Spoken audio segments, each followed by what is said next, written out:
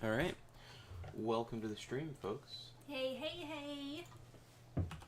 Doing an extra special stream.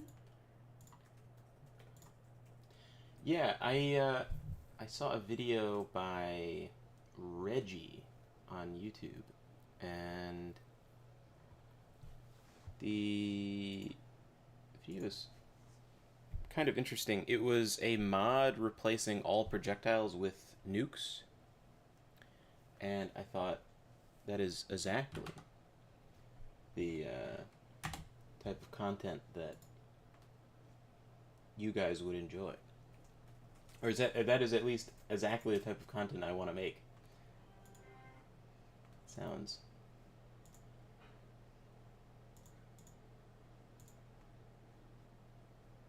Yep, the Fallout version of Total Warhammer. Yeah.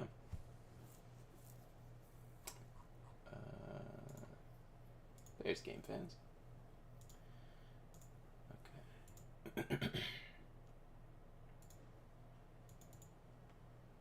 Alright.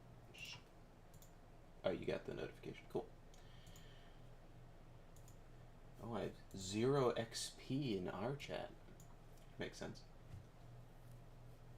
Oh, is it for each time you have a stream? That's interesting. Oh, I forgot to hit start on Rumble. There we go.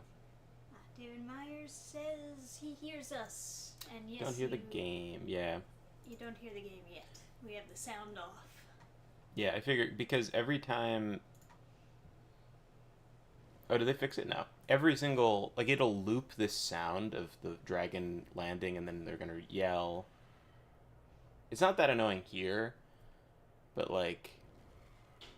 I swear to God, like, the Empire drives me crazy. Where's the Empire? He goes like, whoo, whoo.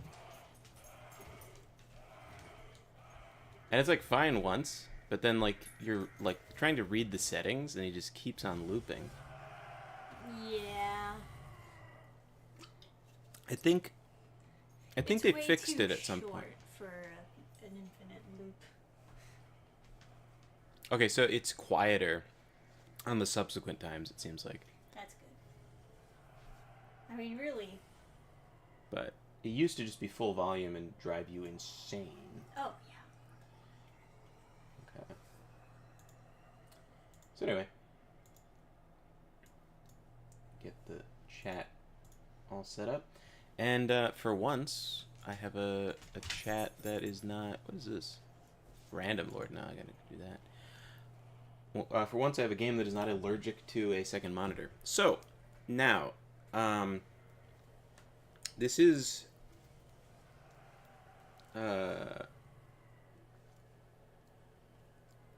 this is Total War Warhammer 3, except everything is a nuke. So, that is all projectiles, including spells.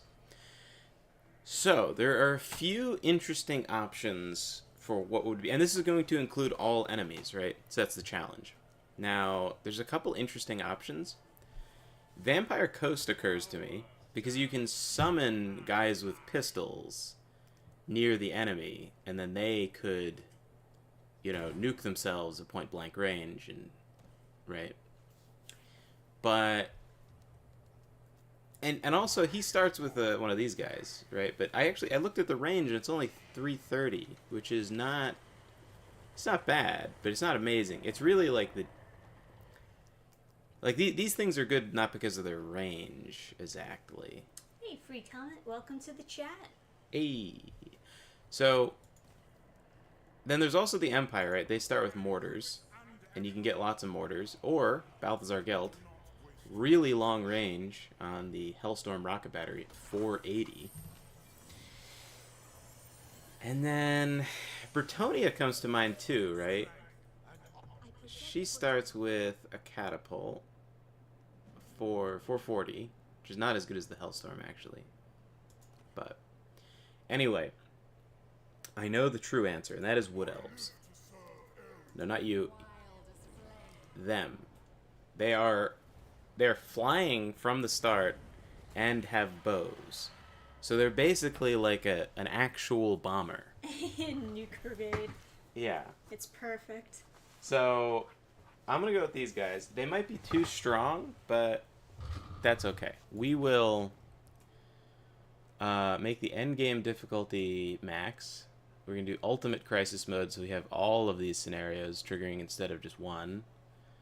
And we'll make it just kind of happen around turn 100 as normal, not give us like that potential 50 extra turns. I think that's comment it. says, I didn't get an exhibitioner's table at BaseCon. I want to get a lay of the land first, since it's my first time there. Fair enough. Interesting. What, was there a price difference? Because previous years it's been the same price for Yeah, previous it was just like a flat cost. But it would make sense for them to start charging differently, of course. I actually think the flat cost. I would rather there be a table fee because. Yes. Oh, it's $20. Well. Hopefully he knows. Hopefully he knows that I want a table. Yeah, hopefully. You got like the pass thing. Yeah, well I got the lifetime pass, which, and he didn't say anything about, he said an additional cost for food, but I waived the getting food. Right. So hopefully we're not going to be really super interested in the catering. We just go to tropical smoothie cafes. Yeah. Or whatever is in the area. Anyway. Yeah, hopefully that doesn't fuck me. $20 isn't bad. No, $20 isn't bad, but I don't want all the tables to be like bought up. Yeah, that would kind of suck if we got there and it was like, oh, you wanted a pass for getting table here? It's like, no, I paid $600 for a lifetime pass because I just want to fucking. I just want to drive like 4 states over just to hang out. Yeah, I could call, man. I could just. Yeah, no. It should be fine though. There was plenty of tables that no one was using last time, and even if all the tables are taken, I'm sure I could. Yeah, I could get like a corner of a table or something. Yeah, the people there were pretty understanding. I'll probably get the smoothies too if they're celiac friendly. Well, obviously. Imagine someone putting bread in a smoothie. No, the smoothies are totally fine. I don't know about the rest of the food though. Like you can't have wraps, right? It would have to be a wrap made out of something specific because the regular wraps are going to be like flour wraps. I would assume so. Can you have corn wraps, or would it have to be like a potato wrap? No. Although they do have like poke bowls and salads. Sound like you said Pokeball. Pokeballs, yeah. Corn wraps are valid, yeah. I don't know if they have those. They're ready for anything. Okay, so this is one of my favorite lords. I'm a human supremacist, so it pains me a little bit to play a non-human, but if we're being honest, yeah, they look pretty Tolkien human. Considered them to be like kind of European. Yeah. So. Yeah, Tolkien used them like Aryans or something. Yeah. Now, what is your trait? Ariel's chosen. That sounds good. Huh? That's actually good. Sometimes you get one of these like starting people, and they just have like the worst trait ever. I feel like I had a mod at some point to make these look less hideous, but if we have a crash to desktop, I'll investigate and see if we can make them look less ugly. Yeah, confirmed XP restarts every chat. I kind of figured it would be that way, because they want to convince you to be like typing in chat every time, to be really interacting with it. Oh, hey, Yeah. the pharmacist. Welcome Hey. to chat. Okay. So let's show you guys how this mod works. It looks like this is gonna be a massacre, by the way. I didn't see any ranged units. Oh, there's no ranged units on the enemy army. What are they doing? The dudes don't have the crossbows, if I remember correctly. If he does have a crossbow, that's really dangerous. So the lords for Dark Elves are either mages, or they're guys dual wielding, or they're guys that are dual wielding with a sword and a crossbow. I think the men are the just regular dual wielding, and the women are the ones that have the crossbow in one hand. But I'm not 100% positive. All right, let's get everyone back, and then you guys can position kind of cheeky over here, huh? In fact, let's just put you both over here because let's not get too complicated with this. Now, the Lord has two firing modes. One is Talon of Dawn, which is like for if you're trying to kill the enemy Lord, it does a lot of damage to like one person. And then there's the shotgun. We're gonna go with the shotgun because all of our projectiles are nukes.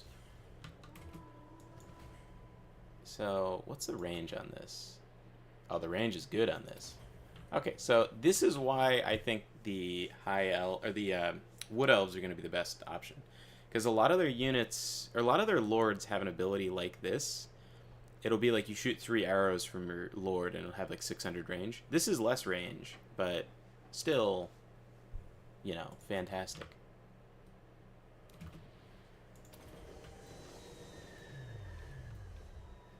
And we're just gonna. Oh yeah. All right. Victory. Already? Well, you are using nukes. That's true. I mean, I guess it's the mature response to forfeit after the battle starts like that, but I just expected them to try. Yeah. Oh, did you ever respond on the door? Oh, I didn't look at it. My brother was just asking me. Fuck yeah. Nice. Total dark elf death.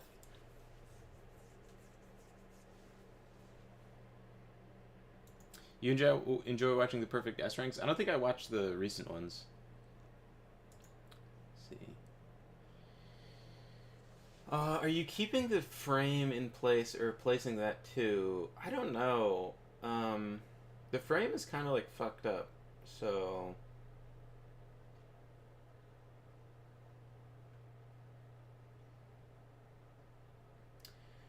The biggest issue you run into is finding a door that fits right. Back then, 2x4s were actually 2 inches by 4 inches. Or 2x4 is not that? For starters, I recommend a steel door. Are steel doors common? I feel like I've never run into one in person. Besides, like, fire escapes and stuff.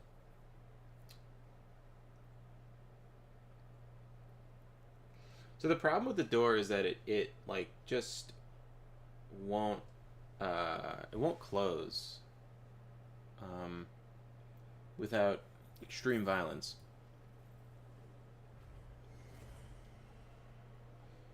One time in Civ 5 I accidentally nuked my own city minutes before a science victory. I still had very positive happiness rating of Empire. I feel like I should have had more of a penalty. Well, I don't know, it depends on the city, right? Okay, so if I execute everyone, I get 5% plus missile strength for 3 turns. Man, they tried out so many random things with this faction. Or I get physical resistance 5%. Abduct them? There are no survivors. Who am I abducting? Oh, I captured one guy. It's just the one guy. I will sell him back for 300 gold. That sounds great. Yeah, sure. Okay. The only survivor. Alright. Oh, awesome. Got. David says a 2x4 is 5.5 or 1.5 inches by 3.5 inches now. That is the most fucked up That's deflation. asinine. So, like, my dad talks about how bars of soap have gone down in size for years. And so, like, he's like, the original bars of soap in the Sears catalog were 5.5 ounces. So we have to sell 5-ounce bars of soap because he's, like, gotta be undiagnosed autistic because he's insisting on the 5-ounce bars. But, like, we don't use it in our advertising, and, like, nobody cares. And in fact, we sell mainly to women who hate the larger bars. And Because they have small hands. They can't hold the big bars. the happiest customers are people that cut them in half. But it's like my dad's just so hostile to any, like, new idea that, like, I don't know. Eventually he was like, oh, maybe we should at some point. But it's like, Dad, it's been like 3 years. Like, it doesn't matter now. Like, if you can't accept a new idea faster than, like, 3 to 5 years, it's really pointless to, like, it's hopeless. But, like, the now bars of soap are like 2 ounces or 2.5 ounces or 2.2 ounces. So we're selling bars of soap that are double the size of a normal bar, but we're not, like, but no one cares, you know. So it's like, you know, a tragedy. Okay, what do we got? Moving faster. Do I need missile damage? Probably not, but Freak out asking, what kind of business is this? Well, it's supposed to be a soap business, but... yeah. My dad makes soap and, like, other stuff too. But he... Yeah, David says nobody looks at the ounce size. Source worked at Walmart. They get custom packages with one less item in bag, so they can say they have the cheapest price, and they do as long as you don't look at ounce. Yeah. I mean, it sounds about right, but it's like, and it's like, not that you want to be... That was the dollar store method. It's just like add less to make the price cheaper. Is there any point at all in... Oh, wait, the Amber Spear is probably a nuke. The Flock of Doom is not a nuke. It doesn't have a bullet in it. Amber Spear would be, though, right? And then she can fly an eagle, so maybe this is actually... Oh, and she can summon eagles. Okay. Yeah. Inseparable, invincible.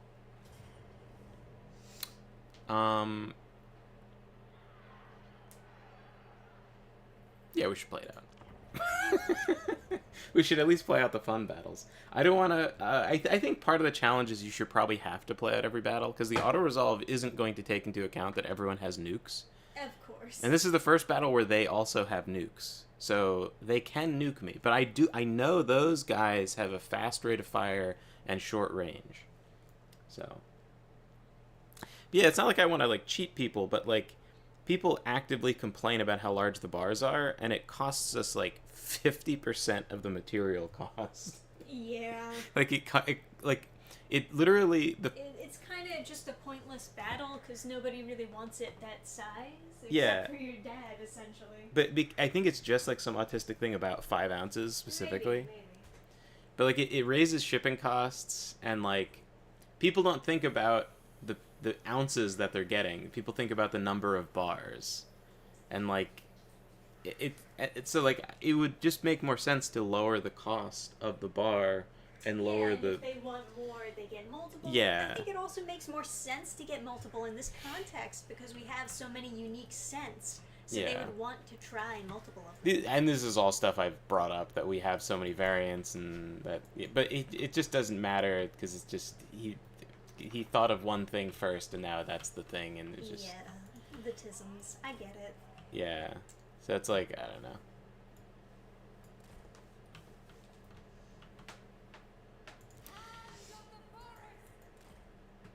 Yeah. My uncle is one of those, like, ideas guys, and he was like, oh, in the Bible they have, like... Oh, shit. Is this in range? Oh, that's kind of too close. That's kind of too close. Let's back you up just in case.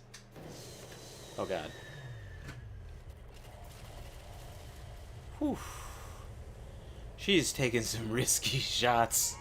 I think maybe toggle fire at will might be a smart decision.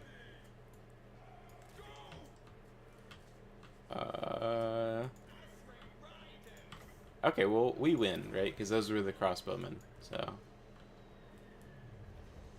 Alright, let's try your regular fire. Oh my god, someone lived? 14 people survived? How many They're just nukes? horribly radioactive now. How many nukes did you guys survive? Alright, got him. Sweet, okay. Decisive victory, I would agree with that. Very decisive. Maybe I should have... I kind of feel like BaseCon could use a graphic designer for their site. Yes. Yes, we also Yeah. responded that way when That's we saw their website. He redid the website since last year, and like I don't know, he's doing some complicated stuff on the back end, which is better or something. But I mean, look, I'm no website expert here, yeah, but visuals do matter. it didn't, because when I first went to the website, it didn't seem like a real website. So I was like, okay. So, or I thought it did, this is all, it doesn't exist anymore. Oh. Yeah, it's like the portal into the 90s. Yeah, I was like, it must be like a dead con. Doesn't do it anymore. And they didn't update their website, therefore it doesn't exist. Yeah. So. I don't remember why I thought that it was still going on. I might have talked to someone. Or I think I sent them an email and they replied or something like that. Yeah, I think that's what it was. Okay, so what am I doing? Occupy Hearthland or clear Hearthland? Forest health to local magical forest. Local magical forest while it remains occupied. Free Thomas says, I remember hearing about it in 2021, and I thought this was a trap or something. Yeah, I kind of had the same reaction. Yeah, it's like when you go to, like, the Reddit forum, where it's, like, r/based or something. Yeah, it was very, it's very, like, secretive, like, where it is and stuff like that. And that made me, when I was there, it made me, like, nervous when I first showed up, because I was like, oh, fuck, is there going to be, like, random cuckozoids, like, committing acts of terror around here? But 5 growth in all provinces, that's so strong. Okay, you know what? I didn't think about this before, but I don't need infantry, right? Or do I?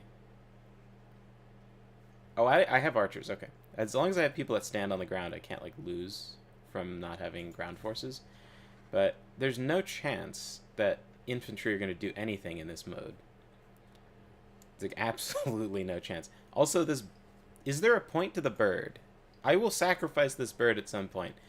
I don't think I need any more soldiers than I have, right? Okay, and then who could defend this? Or do I have people to defend it? Okay, they have bows, so that's good enough. Plus 5 growth in all provinces, is that not, like, impossibly powerful? Because then once you get, like, 1 million of these waystones, you'd have so much growth. And if you don't know, growth is, like this thing over here.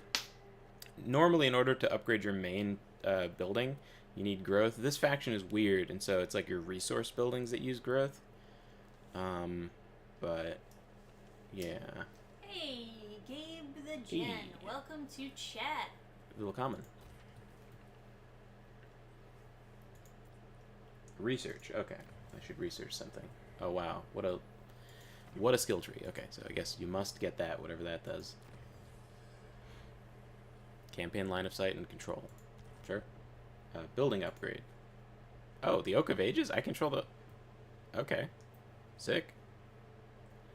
Yeah, I'll upgrade that shit. Of course. All these bonuses. Oh, and you guys. You want to trade with me?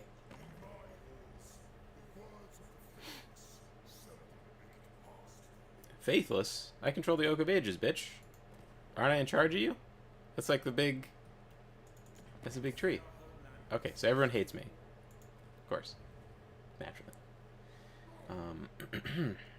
What is this? Oh, right, you can teleport to... Shut up. You can teleport to the other trees to, like, map travel. So you can control all the... Okay. Gabe says, hope y'all had a good 4th of July weekend. I thought it was quite delightful. Yeah. We saw some fireworks, and that was quite pleasant. We went out for like this peaceful night walk. Yeah, we listened to all the fireworks being shot off, all the happy kids in backyards. It was nice. Yes. Happy adults, too. It was weird walking by, like, none of my neighbors had, like, every single person in the neighborhood in their front yard except for us. And we walked by, like, twice. And they were, like, looking at us, and it was, like, we were both, like, I was, like, yeah, am I supposed to say hi? Because, like, not that I wanted to go to this thing, but it's, like, did they, like, okay, just, like. Right, yeah. Also, because I'm a dude, maybe that's, like, worn off, like, but used to be because I have long hair.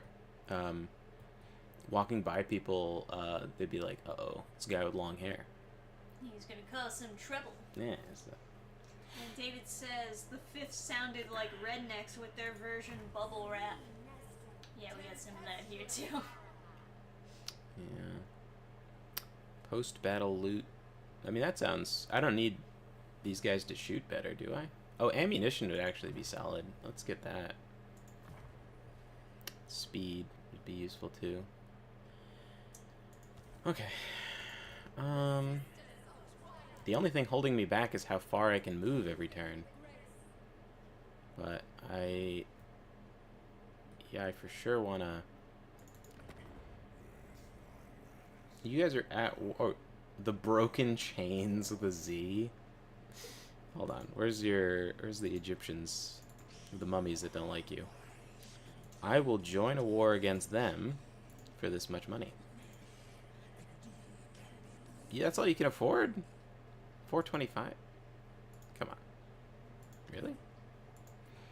Poor ass mummies. These broke ass mummies over here. Okay. Get a job. Get a job, mummies. I could get way more lords, right? Like, it doesn't... I have nukes. So, like, a rapid, unwise expansion is probably totally fine. What's the difference with these guys? Glade Lord, Glade Lord. You have the Talon of Kurnus. Does that give you range? Oh, it does! You're hired. I remember Talon of Kurnus was, like, really good. The old meta would be... Because heroes could have it, you just keep on getting more and more heroes with Talon of Kurnus. And then you just, like... Just have infinity range. And then they got rid of that at some point. Okay, so you guys have nukes. Okay. Glade Guard. So... yeah. That's probably enough. That's more range than most people, 196. I don't have any artillery, but nobody else does. Oh, wait. Dark Elves have artillery.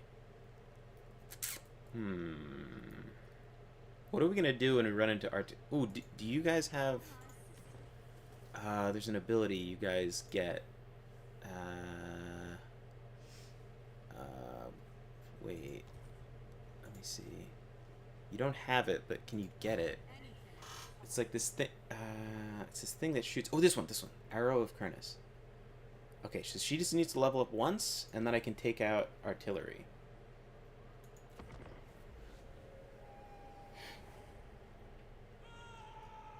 Oh, I still have some sparklers I gotta light.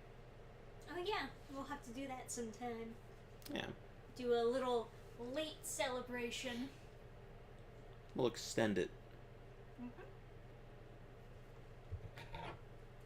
have a 4th of July month. So they're attacking me. They have no idea what they've just done. Although more convenient for them to attack me, because I think I benefit from fighting more battles. There's some kind of thing where, like, you get more of these, like, items from extra battles. Although it might be that there's a cap of 1 per turn, because I saw it 1 out of 3, but I think I fought 2 battles last turn.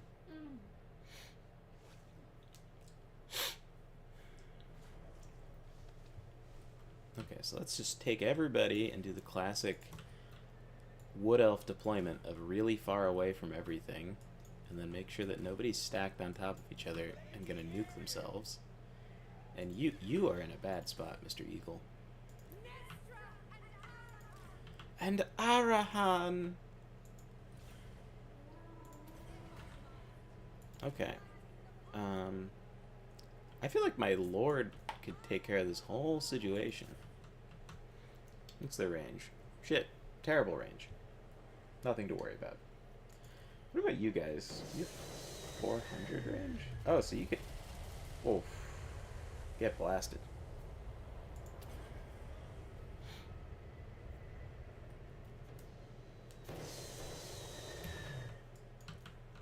Have you retreat back a bit?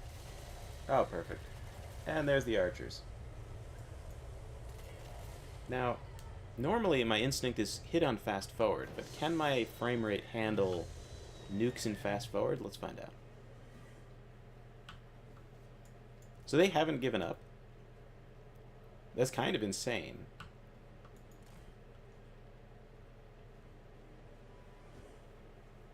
Yeah, they don't know what's good for them. How come you're not firing? Oh, you're not in range? Fuck trolls.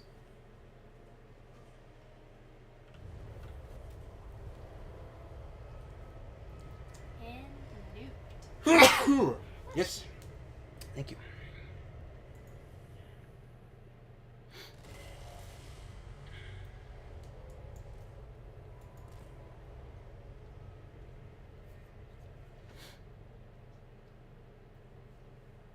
So feeling confident that you're going to conquer the whole world? I haven't had to deal with artillery yet, and when I do, that's going to be a problem. But early on, I think I'm going to destroy everybody because of the starting army that they give you. So I think I need to take advantage of the advantages I have now. Assuming, of course, there is a world left to conquer after all these nukes. So at turn 100, they're going to spawn like 14 armies from each of those crises. So like, I don't know, like 140 armies. Or is it 3 groups of 14?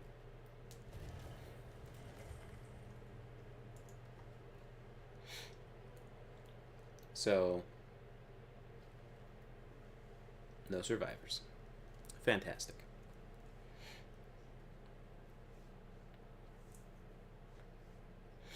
Yeah, because orcs don't have any good ranged options. And you also start by the beastmen up here. They don't have any good ranged options, besides, obviously, Cygors. But when I encounter artillery, I think it's just going to be I trade in the beginning, and then I'll just have to hope that I don't lose so much from the trade that it's like a Pyrrhic victory. But I had to watch the army composition and then hope I don't get ambushed. If I get ambushed, I literally am dead, right? There's no surviving an ambush in this, because they shoot first and they have nukes. It's over.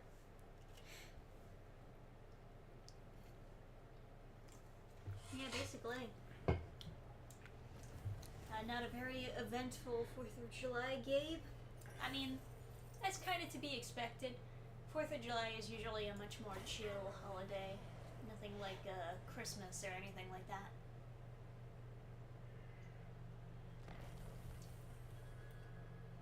Okay. When do we fight? Only when necessary. So these are like twins that are sort of like, they're like sort of like schizo. Like one is the good sister and one is like the evil sister or whatever. So that's why you hear them like arguing all the time. It's like, To battle, sister. Um,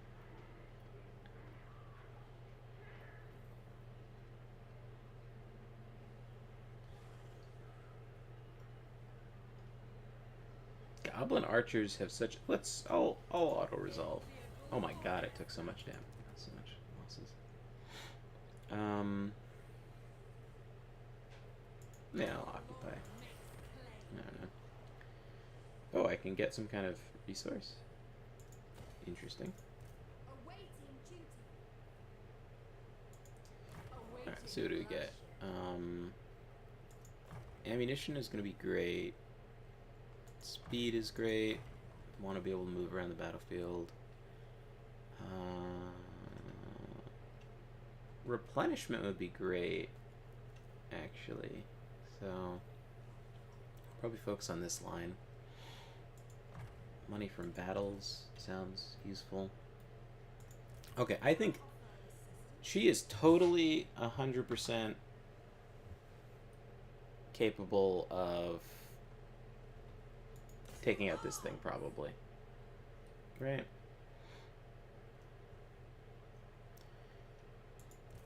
Goddess forbids it. At your service. Maybe not.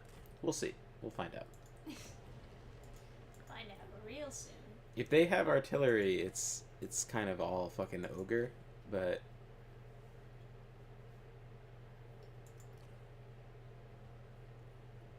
okay, wait. Spells are interesting. Lore of high magic. Dark magic. This one could be very fun. Blade Wind would be useless. Chill Wind is useless. This one would be good, though. Okay, what about this one? Oh, this one. Soul Quench. Will Soul Quench be a nuke? We can assume so, right? That's a healing spell. Is there any coming back? Oh, you can turn invisible with that spell. That's useful when you have nukes involved. Shadows. I don't think they have any projectiles. I'm thinking about it. Yeah, no projectiles. So this one and this one.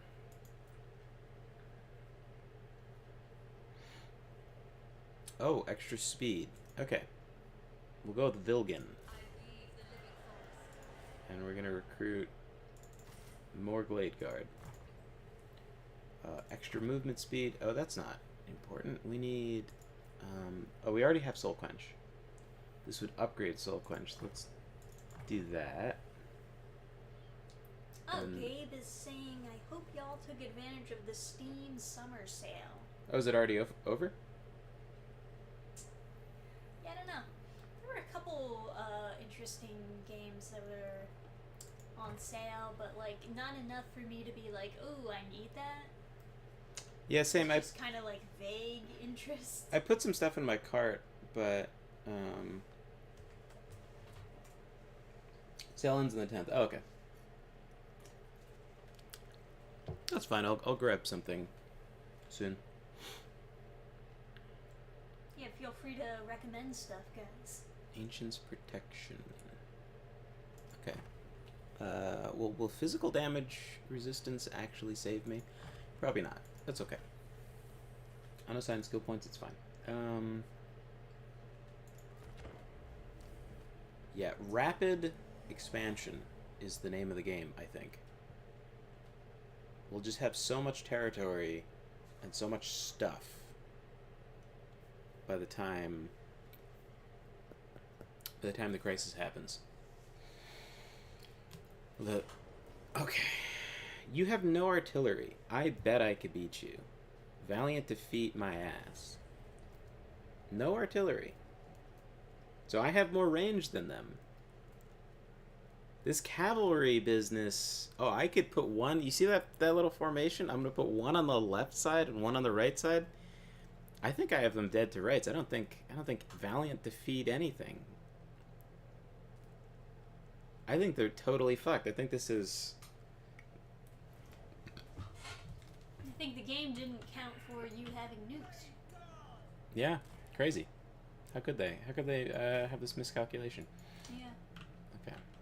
Do that. Do that. Where do I put you? Put you here? Move her forward. She has like fast speed, right? So. Gabe says, got myself 5 games from the sales and all under $20. Very nice.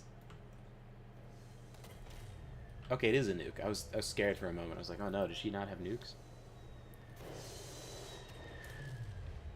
Okay, perfect. I'll get absolutely obliterated. Yeah, if I shoot first. Unless you got some crazy spells, lady. Actually, let's move you out this way. And just don't shoot at this. Let's like stop you from making any poor decisions. What was that nuke sound effect? What is that? Oh, is it just like delayed because too many explosions too quickly? Gabe saying, don't know if these games may get your interests. Yeah, I don't know. Am I not fast enough to catch them? Come on, let me get the archers. Oh wait, toggle fire will. Good. Oh, God. Oh, okay. All right. Let's relax. Aeon Drive, a sci-fi 2D platformer where speed is the key in order to get through levels. Nah, probably not. Sanic, but Yeah. like sci-fi. Yeah, no. Boo. Oh, Pharmacist is saying, I can't wait for Ninja Gaiden 4.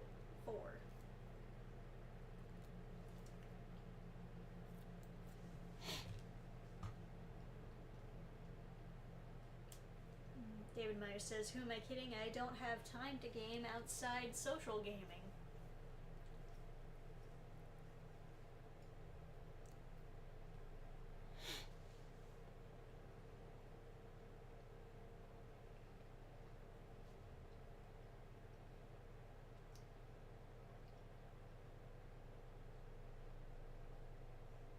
Not like Sonic, time is the issue.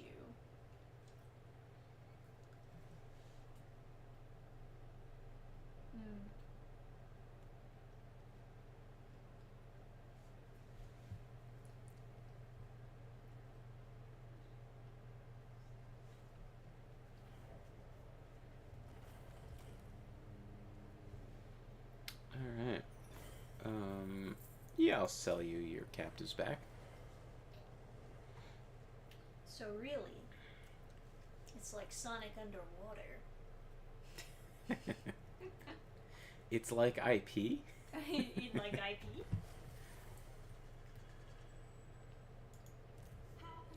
Now, can I take over this whole, like, place? They don't have any artillery, so there's nothing that outranges me.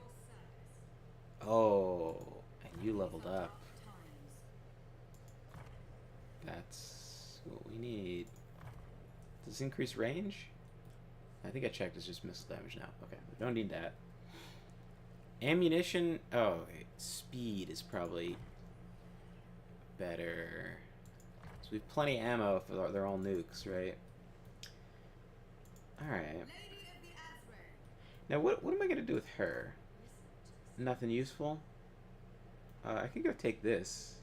It has, like, Skaven corruption, meaning Skaven live there, right?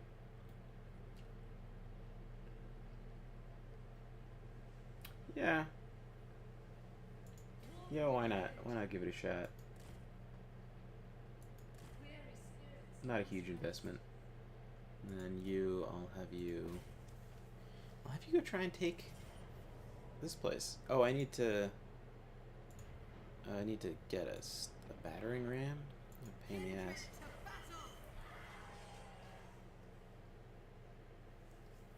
Although if they attack me, right, then I would get it sooner. Yeah, I gotta play out more battles. I took so many casualties. Yeah, that's what playing this mod is all about. Is Yeah, I gotta play out the battle. It's kind of cheating to... Nuking. Yeah. What's the range on the Amber Spear? Hopefully significant? Oh, 200 meters. Here it says, next game, Curse Crackers, From Whom the Bell Toils. It's another 2D platformer, but this one is inspired by Game Boy Color stuff. Huh.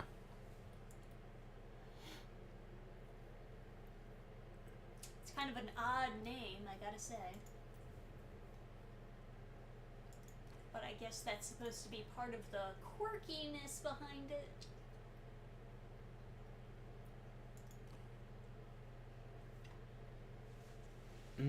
Do I keep on getting more lords and just expanding in every direction? Is that smart? Probably, right?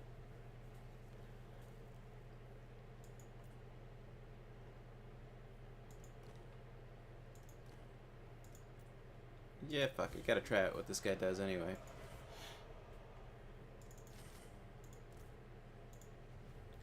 We'll just go full steam in every direction. How could that ever go wrong?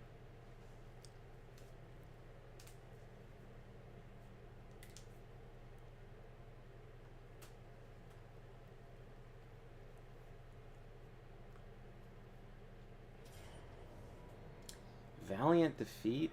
Sir, I don't think so. They have some cavalry, and that could be dangerous. But I'm feeling like it'll be okay.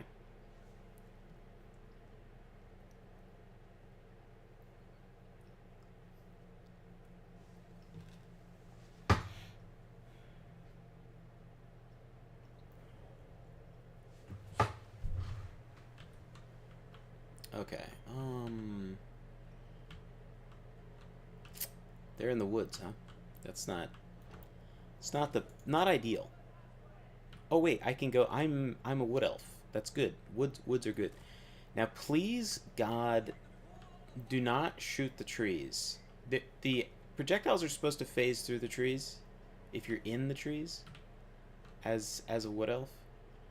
We pray that it works with the nukes. We pray. We don't know. We pray. But just in case. You have great range. 234? Incredible. Dark Riders, you don't have any ranged weapons though, right?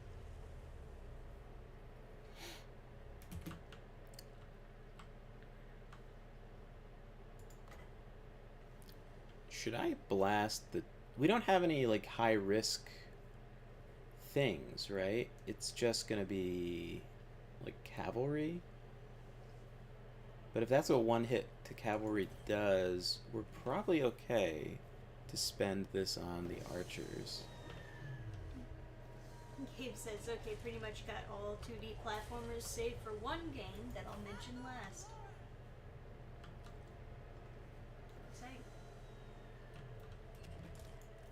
Let's reposition you guys a little bit.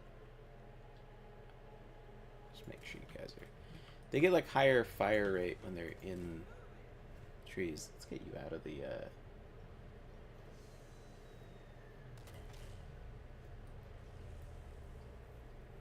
I think they're pretty much dead to rights. I don't really see this...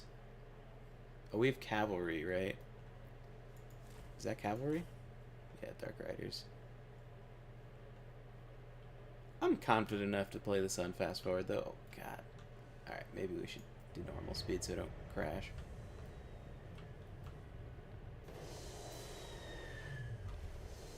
Ah, beautiful.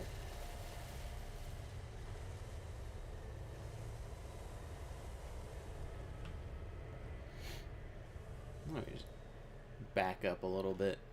Watch this from afar. Now, oh, it'll be super important that we minimize the amount of survivors because I think we get to claim the fort if they have enough casualties. So if we could wipe out this unit.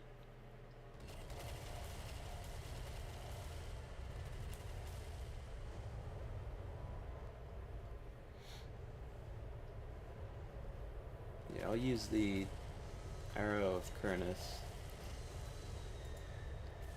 to take out... Actually, I won't. I'll use it on the guys that could get away. Like these guys. Is that the... That's not the map edge, is it? Oh, that's the map edge. Ah, the trees. Okay, but that's the lazy health bar going down, right? Yeah. Let's be careful with the hill there. Okay. Now, do they get to go inside the walls and then say that I had to capture the fort? Please don't fire into the hill. Okay. Gabe says game number 3 is System Purge. This one has a retro sci-fi horror vibe, and it was the cheapest game I bought, 99 cents. That's a good deal.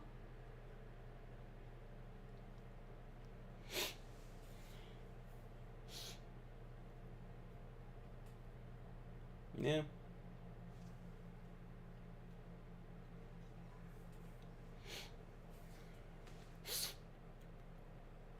So, free comment, the game you were thinking of demoing at BasedCon was the platformer thing?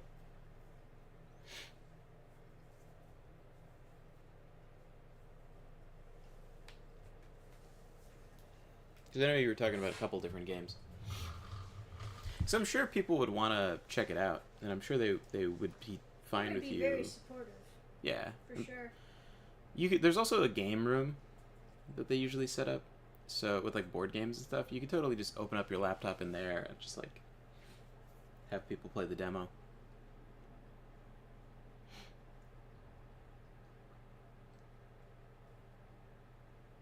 But I can demo my dog if I finish.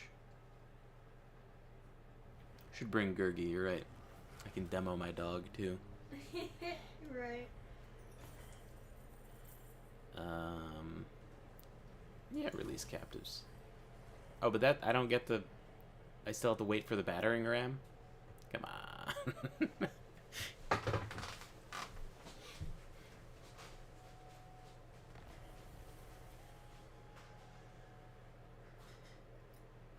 Yeah, he meant demo my RPG. Phone problems. What? RPG? I assumed there was some kind of catastrophe happened with the keyboard. I didn't assume it was actually supposed to be dog. My dog. Yeah.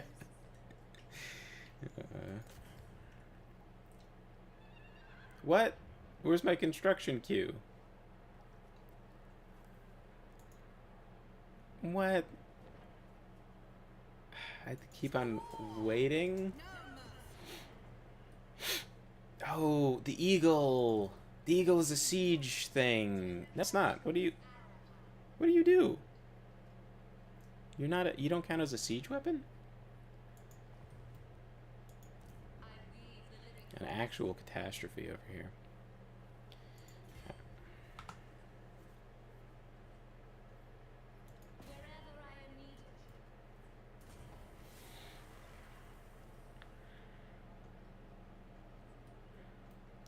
Now, yeah, declare war. What am I, some kind of pussy? Of course. Now, can I beat them, right? Because they have lots of range stuff. How does this not a... Oh, it's like the drilling guy. Okay. What is the range on these? 120? 170. You guys ain't got shit on me. I'm going to start building a battering ram. I don't think I can take this. But I think if they attack me, I will 100% annihilate them. Stealth units are real dangerous, though. If they have anything that's like an assassin, I want to make sure I know. Clan rats. Clan rats. Wait, these are also the... Oh, Skaven Slave Spears. Okay. So they all have the ability to hide, but they don't have, like, extra stealth. It should be another eye symbol thing. These aren't assassins, they're just, yeah, regular guys. Alright. Soon. Let's see. Gabe says game number 4, Alruna and the Necro Industrialists. This one is an 8-bit Metrovania that tries to be different by letting you do things out of order. Okay. That's interesting. Not enough of a hook to convince me to buy a game, to be honest. Oh, I can use the world routes to jump over mountains, except I can't. I'll go over here. And you... Can you still not reach the... Oh, no, you can. Okay. Valiant defeat. We don't even have catapults here. I think this is going to be very easy.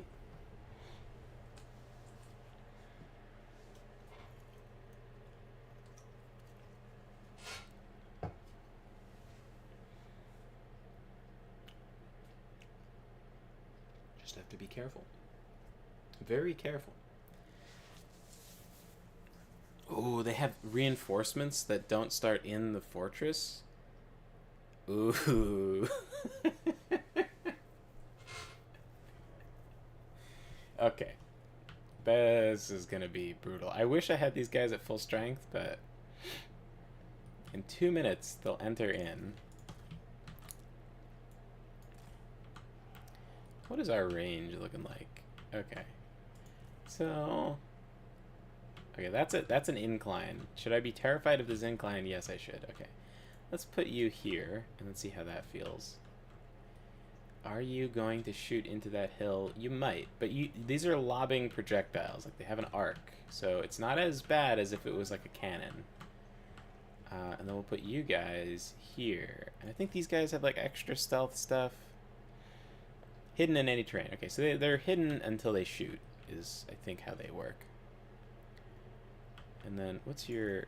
Yeah, this is overlapping ranges, right? Yeah, you see the little circle.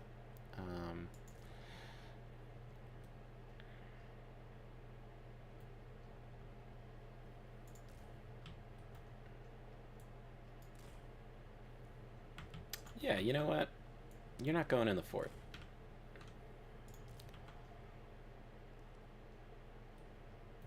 And then the rest of my forces I will use strategically. Let's like back you guys away from any arrow towers, and then I'll have you take the fort alone with your shotgun nukes. Who knows, maybe we'll get it done before reinforcements come in. Let's not do that while we have these big pillars on either side of us. Do you have range? No, you have shit for range. What even is this? Goblin archers? Pathetic.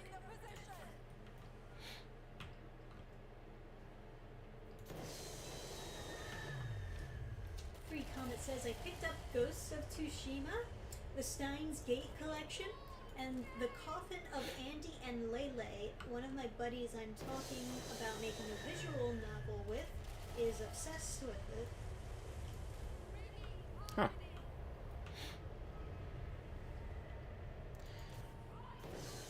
I wonder how well visual novels like sell. I don't know. They're usually like very low price point. It makes sense. I mean, I don't feel like it would be that hard to like the thing that would be difficult is writing it, but I don't know. Yeah, and that's another big thing is people want a high word count for your visual novel because it like indicates how long the game itself is going to be.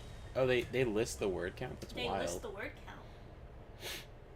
People who brag about how many words they've written, I think are like I don't want to be too mean, but writers who say who brag about how much words they write per day or something, it's so, I find it so cringy. It's like, I'm still in high school, my essay word count matters. It's like when you see a debate or between to like intellectuals, no one says like, yeah, but this guy he said more words. Like, it's like, especially like, you could do a lot of work and have a negative word count. Like, you deleted stuff because it just wasn't necessary. Absolutely. But, you know, that's part of the reason why so many visual novels, like, drone on and on, where, like, dialogue doesn't really matter. You're just talking about random shit.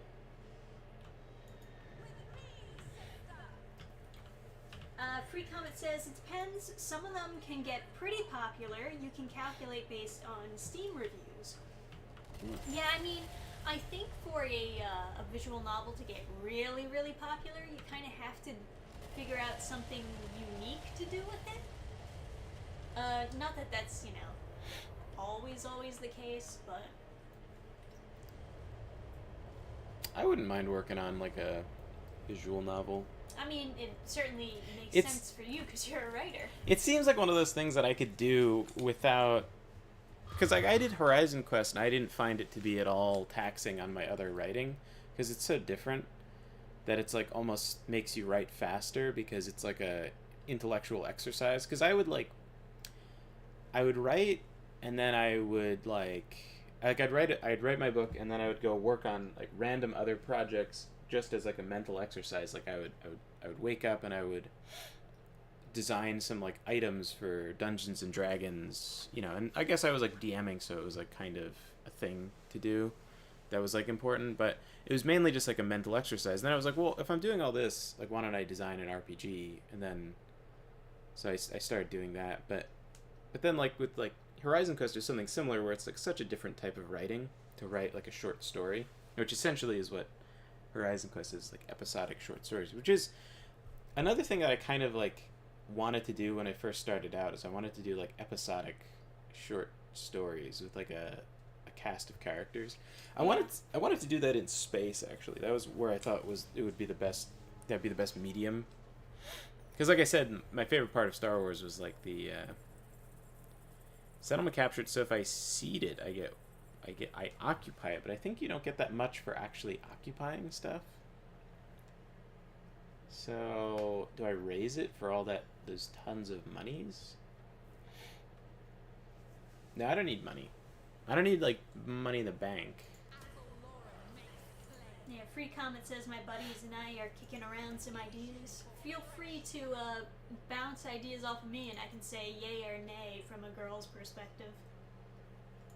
Assuming you're marketing it at girls, which I guess you should be, right? Well, generally, I guess you're marketing towards both. You know, like maybe if you're doing a dating sim, you're going to lean more towards guys, but girls will still play it. I think girls are the main source where they're reading the most visual novels. Guys are typically just doing like the dating sim thing, which is kind of adjacent to visual novels. They're in the same boat.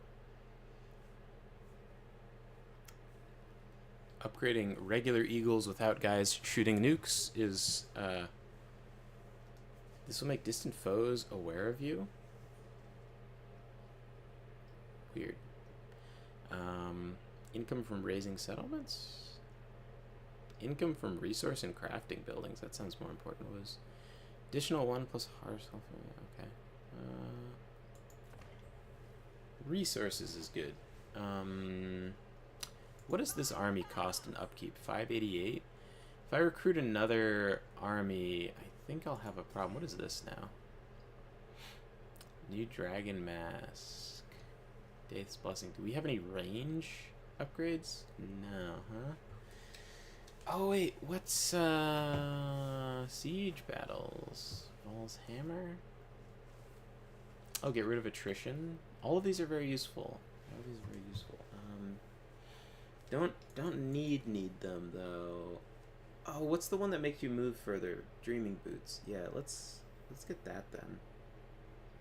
Campaign movement range. Or replenishment? Replenishment might be nice. I can get 2 things, right? Yeah, because they all cost 1. Okay, so I'll get what are the dragon things. casualty replenishment rate. Post battle. So the Eagle Quiver is really strong, right? It gives you infinite ammo at some point. Oh no, it doesn't anymore. Or the reforged version does, yeah. Ammunition. Oh, extra range. Very strong. And then this is what? Okay, so then Twilight. Nothing I need. I need +4 replenishment when in foreign territory. It also like, oh, and this. And then what is Dreaming Bow? Nothing useful. Okay, so Eagle Quiver, no, Eagle Bow, extra range. Dreaming Bow, trash. Dreaming Boots, I want it, I want that, and I want that. So I'll get everything dreaming besides the bow, I think. Campaign movement speed, be great. Why do you favor my fool sister? Replenishment be useful, but not vital. Get the Eagle Bow and get that extra range.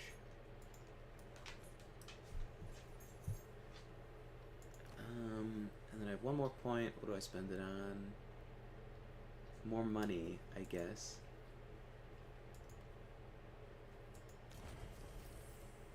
Okay. Perfect. And then we'll just equip these things. Awaiting bloodshed.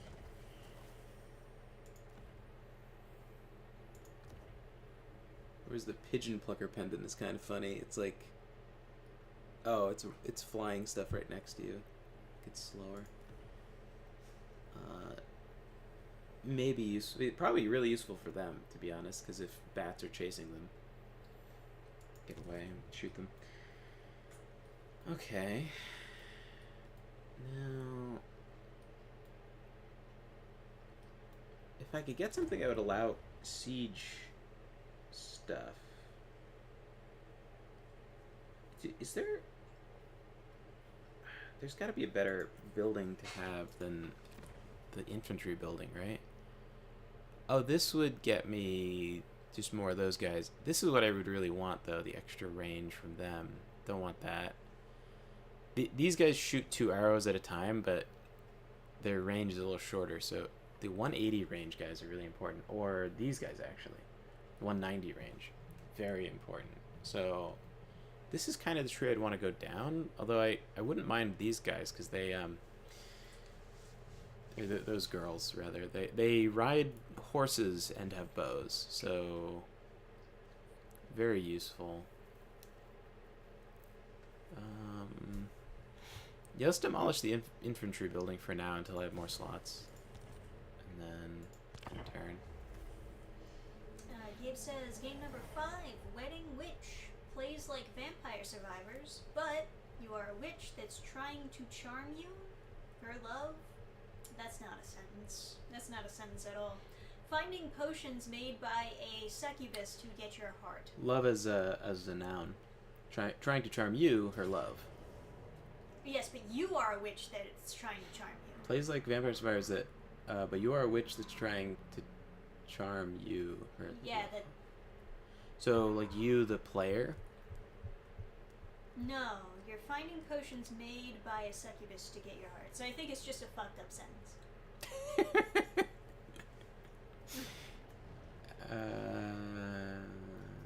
Yeah, okay. Maybe. And these potions change her body in various ways. Has the hentai tag if y'all don't get it.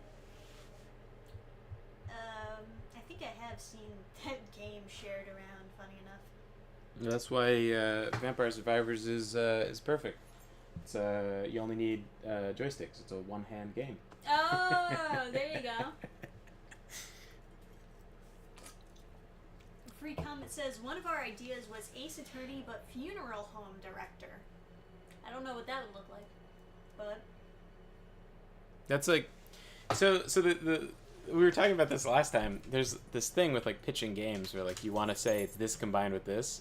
That is so bizarre. I feel like people would immediately be like, "Well, tell me more." Yeah, like how? Pharmacist asking, do you remember what mission number you left off in DMC? I don't. Honestly, I only pay attention to the mission numbers when I need to look up a tutorial on where to go. Oh, this is long range. Please don't nuke yourself. Please don't nuke yourself. And Gabe is giving some recommendations. Okay, nice. If y'all want strategy RPG that's like Fire Emblem, the Dark Deity games may fill that need. Want the best discounts of high-end games? RoboCop Road City and Code Vein are heavily discounted. Well, don't worry, I already have Code Vein. Code Vein's awesome, by the way. Oh man, 2 is coming out. I can't wait for that one. Got some people worried about the boobs. I don't know. Worried about the boobs in Code Vein? Are you kidding me? Because the new like IO analog is. Oh no! Did they summon rats on top of me? What is this? A spawned enemy. Okay, that's fine. She'll just have to fight it out because she's not getting any archer support. That's for fucking sure. She has a healing like spell the guide character has a giant hole in her chest. instead of massive tits. Yeah, But like I'm sure there will be other big boob characters. I haven't seen any, so I'm a I don't know, little. I feel like they released another trailer. Let me look. Because in the more detailed trailer, they actually explain what the plot is going to be, with her, like, sending you back in time and giving you a piece of her heart or whatever. This was an absolute massacre, by the way. I was a little nervous, but I was thinking, like, well, I have more range, so logically I should do fine. But Skaven are tricksy little rats, so I wasn't sure. So the rats never spawned in. I wonder why. Like, it's only 300 range? Yeah, I don't think I'm getting any.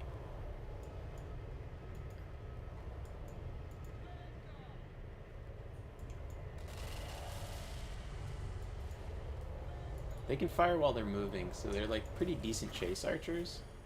Even though they can only fire in one direction. But we're not going to want to shoot while we're in the trees, so I think the rats get away this time. Yeah. I'm not 100% certain, of course, but maybe that's like the grand finale of how it ends. Her chest gets repaired, and then you get to grope her boobs.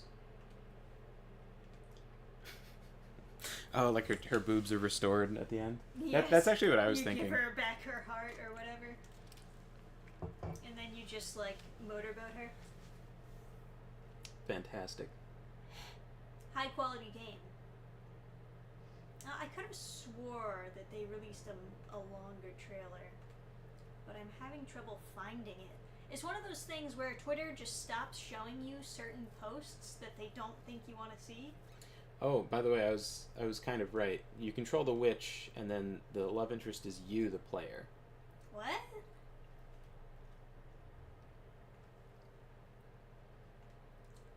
So what, we're like mind controlling the witch?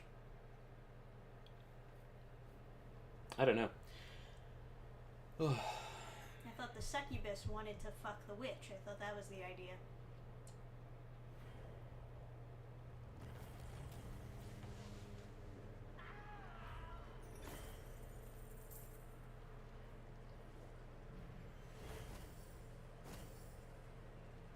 Release captives. That does give you a lot of money, but Or is there they like are a saving Skaven. sim portion of the game? Where like you talk to the witch? Yeah, it just doesn't like make a ton of sense. Like you're playing as a character that is like breaking the fourth wall, talking to you, the player.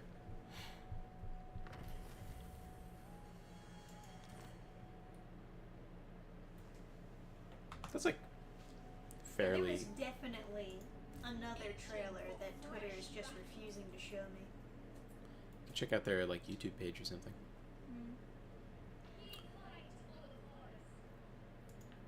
Is find a way of getting her to move farther.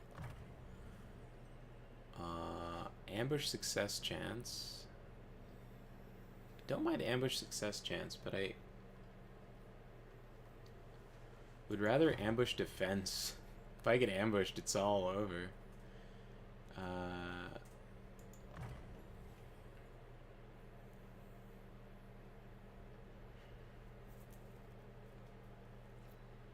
Very cool.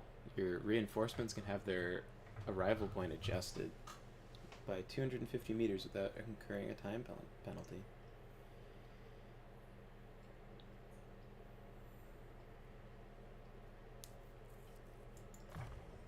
Okay. So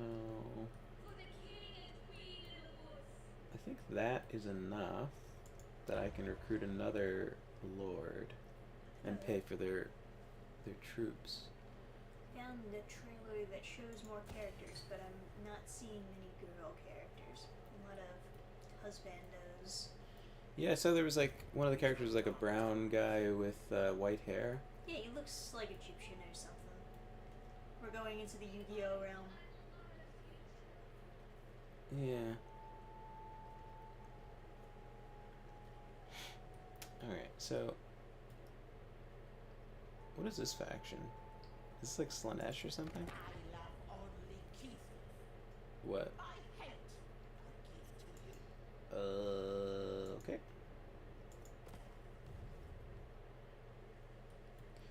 Now, can I attack? No, I need to wait for the battering ram to be done. That's such a slowdown. I need to get my hands on a siege weapon that I can build. That would be a funny change, though, if Code Vein 2 was just like, look, most of our players are girls, so let's just, like, add in a bunch of husbandos and no women. Siege attacker. Interesting. Oh, hey, Gil, welcome to chat. Welcome, welcome. I played Code Vein on release, it wasn't bad. Yeah, me and Adam played it together. It was probably my first real introduction to, like, anything Souls-like. Yeah, that was awesome. Yeah, it was quite nice. I mean, like, the game had some issues, but I am hoping that the sequel will polish it up even more and maybe even be a better game. Did we ever finish all of the DLC? We did. Like even all the bosses that were super annoying? Oh, yeah. Yeah. It was just, the only thing that we didn't do was, like, those towers. I think people are probably jumping the gun in regards to Convade too. Probably have to wait for more info. Probably. I mean, I'm excited for it. I think it'll probably be fine. I do wish that they, I do wish they just,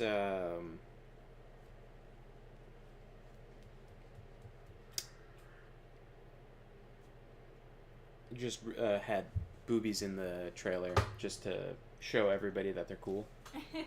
I mean, like, the boobs were, like, all over the place in the first game, so you wouldn't think that it would be an issue. Mm-hmm. Let's see. Free Comet says the idea with the Ace Attorney but Funeral Home Director is that you would play as a funeral director and talk to the family, and there can be stuff that you dig up when preparing the body. There can be drama that happens at funerals, like with inheritance or secret families or weird tattoos or secret mafia connections and stuff. Yeah, I don't know. That seems kind of dark, though.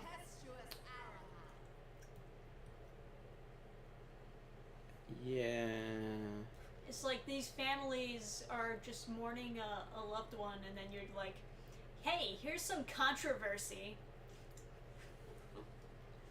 Let me ruin your day even more.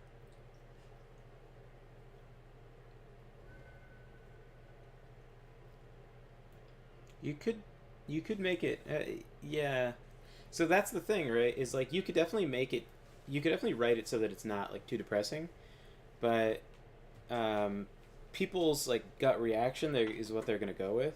So like if people have that gut reaction, that's probably like some sad stuff.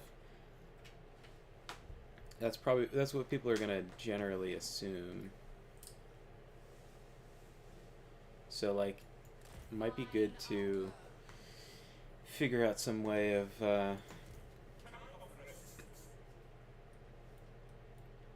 allaying that concern. Fight only when necessary. Arahan.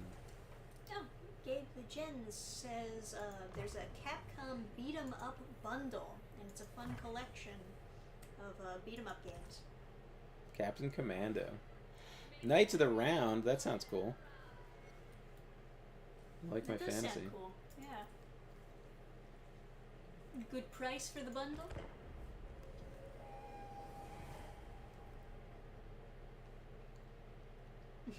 Pharmacist says, I wish Sekiro was the only FromSoft game in existence. I have a lot of respect for people good at Sekiro.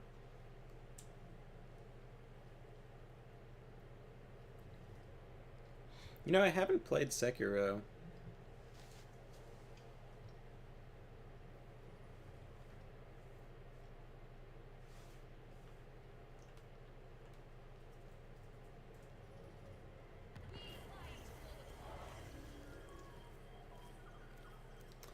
Elves of the Skymark, Kavarok, come to you with a proposal. The subjects of Lord Edrail have ever been brash, always first into battle and last to apologize.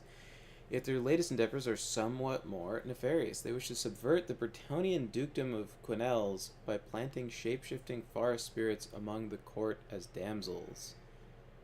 Such a sneaky scheme is sure to wreak havoc amongst the Bretonnians, but may be to our advantage. Do you wish to aid them? No.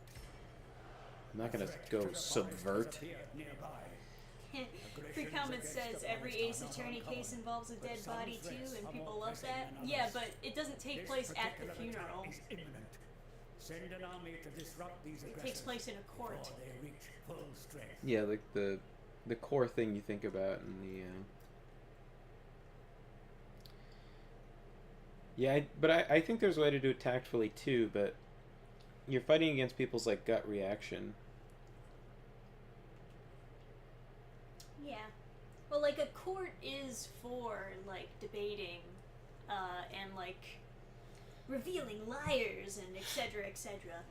A funeral is for mourning, so it's a little bit strange. You can have a kind of fun game, like on a morbid side. You could, if you're interested in like a Ace Attorney type thing, you could do the same kind of thing, but like playing as like Saint Peter or something, like deciding if someone goes to heaven or hell.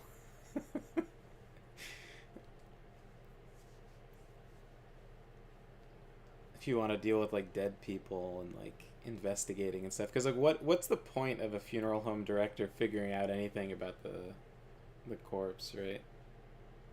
The dead person, not a corpse. Sorry, the dead person. Okay. Carcass.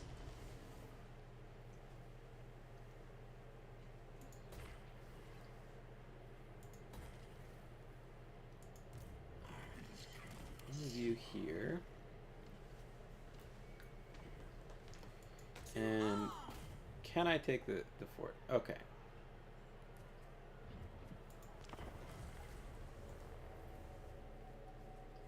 Okay, so this is going to be difficult. This is going to be, or maybe it won't. So this is a fort with walls. That means they're going to have towers that shoot at me. So those towers are going to wipe out any of my units if they hit. Oh my. Is there a way I could... So the towers... Alright. Forget about siege equipment. 196. The towers are going to have like 300 range. Let's just like... Let's start far, far back. And let's see what this looks like. I don't see any manned towers. Oh, they're over here. Okay. Okay, so what about this?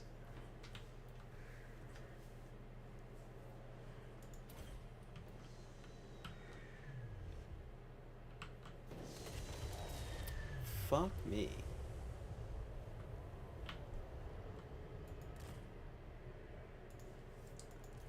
You could have a choice where you figure something out and choose to reveal it or not to the family.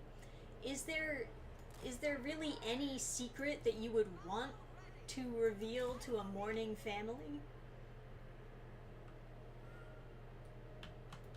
Maybe they were. A family of strangers, nonetheless. Maybe they were secretly a pirate and there's treasure, but they like killed people for it, something like that.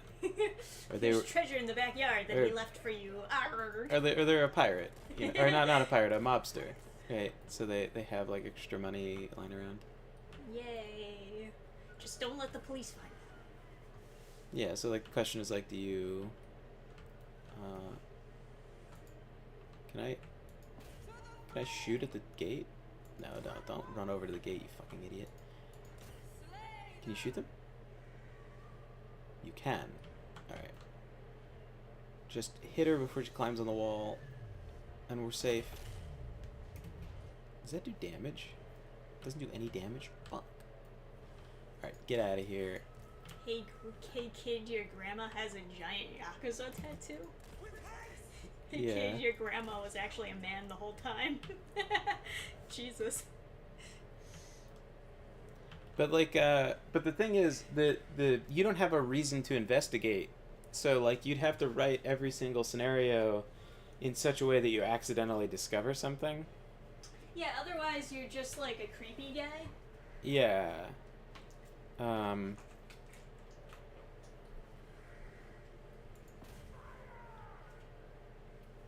Oh wait, you can hit. If she climbs on the wall, this is all fucking over. That doesn't even deal damage to the, because it's not a siege weapon. I can't even hurt the towers. Did the cavalry get hit?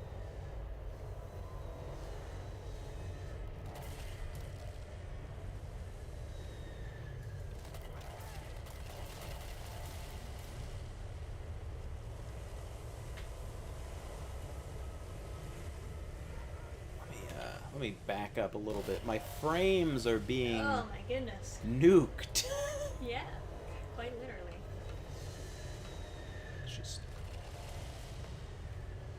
I am firing at her, right? Oh, there we go. Decisive victory.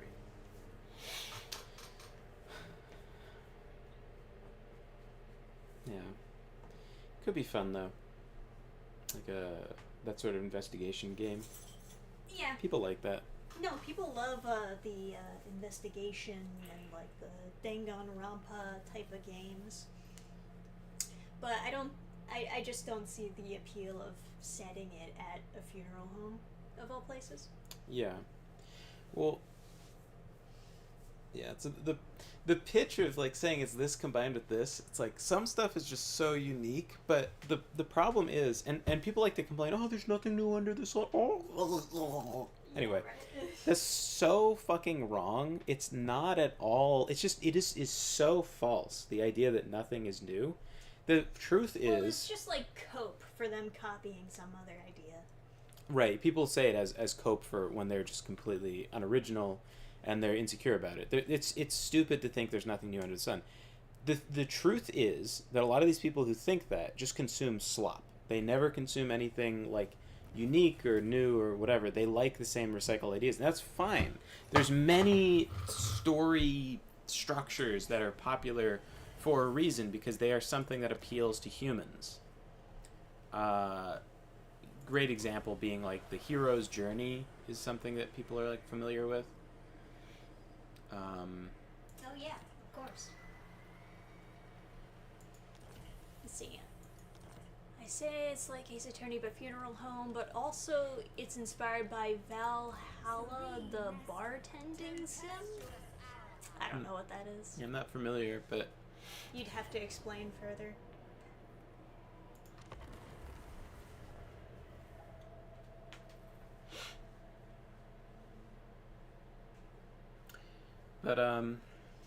That's another thing with trying to sell your IP as being, it's like this one and this combined. If the person doesn't know about those two properties, you're kind of screwed. Yeah, I mean, you could certainly, like, pretty like similar to your idea would be, man, I wish like story consultant was like a thing. Like No, it is. I want George R. R. Martin's job where like they consulted him for Elden Ring and they're like, hey, how can we make this more incestuous and depressing? Oh my god. And then George R. R. Martin is like, I got you, fam. And then the How about a director, trans villain? the director was like, oh my god, he was so good. He always like built on my ideas and he made everything more trans. It's great. You know, I had that character that when you like kill the big titty lady in Dark Souls 1 and she like, then you get the like tranny guy femboy tries to fight you in the hallway. Well, listen, this guy, he did so much even better. It was great. Love this George R. R. I wish I could have that job. I It's think like- you definitely could if you were just talking to like the right people too. Like story editing is very valuable, honestly, and I feel like your perspective is pretty well grounded for Well, a lot of Thank you. yeah. I don't know how you'd even like. Okay, hold on. Let's turn off auto fire. You're flying into a wall. I don't really trust you, ma'am. Are they gonna turn? They're turning. Okay, wait. I don't know what your range is. I think it's fine. Nothing's ever gone wrong in this campaign yet. What could go wrong here? Is he really into all that tranny shit? I have no idea, but there's like supposedly a tranny in every Souls-like game. I think it's something that's interesting to Japanese people because they have a... Well, it's either they are intentionally putting it in, or the fans are interpreting it as that, and it's just based on these lies. I think it's... Yeah, because we don't know. All the Dark Souls stories written by Vadi Vidya, and he really likes... Essentially. And he gets so excited whenever there's like a transgender thing. Because, like, another thing in Japan is sometimes they will use a he pronoun based on, like, Authority. yes, rather than biological. So it's very possible that, like, he's just looking at the translation and being like, oh, well, they used a he pronoun, so therefore it's actually a guy. Yeah, it's hard to actually know. Oh boy. No. Oh, it's lagging so much.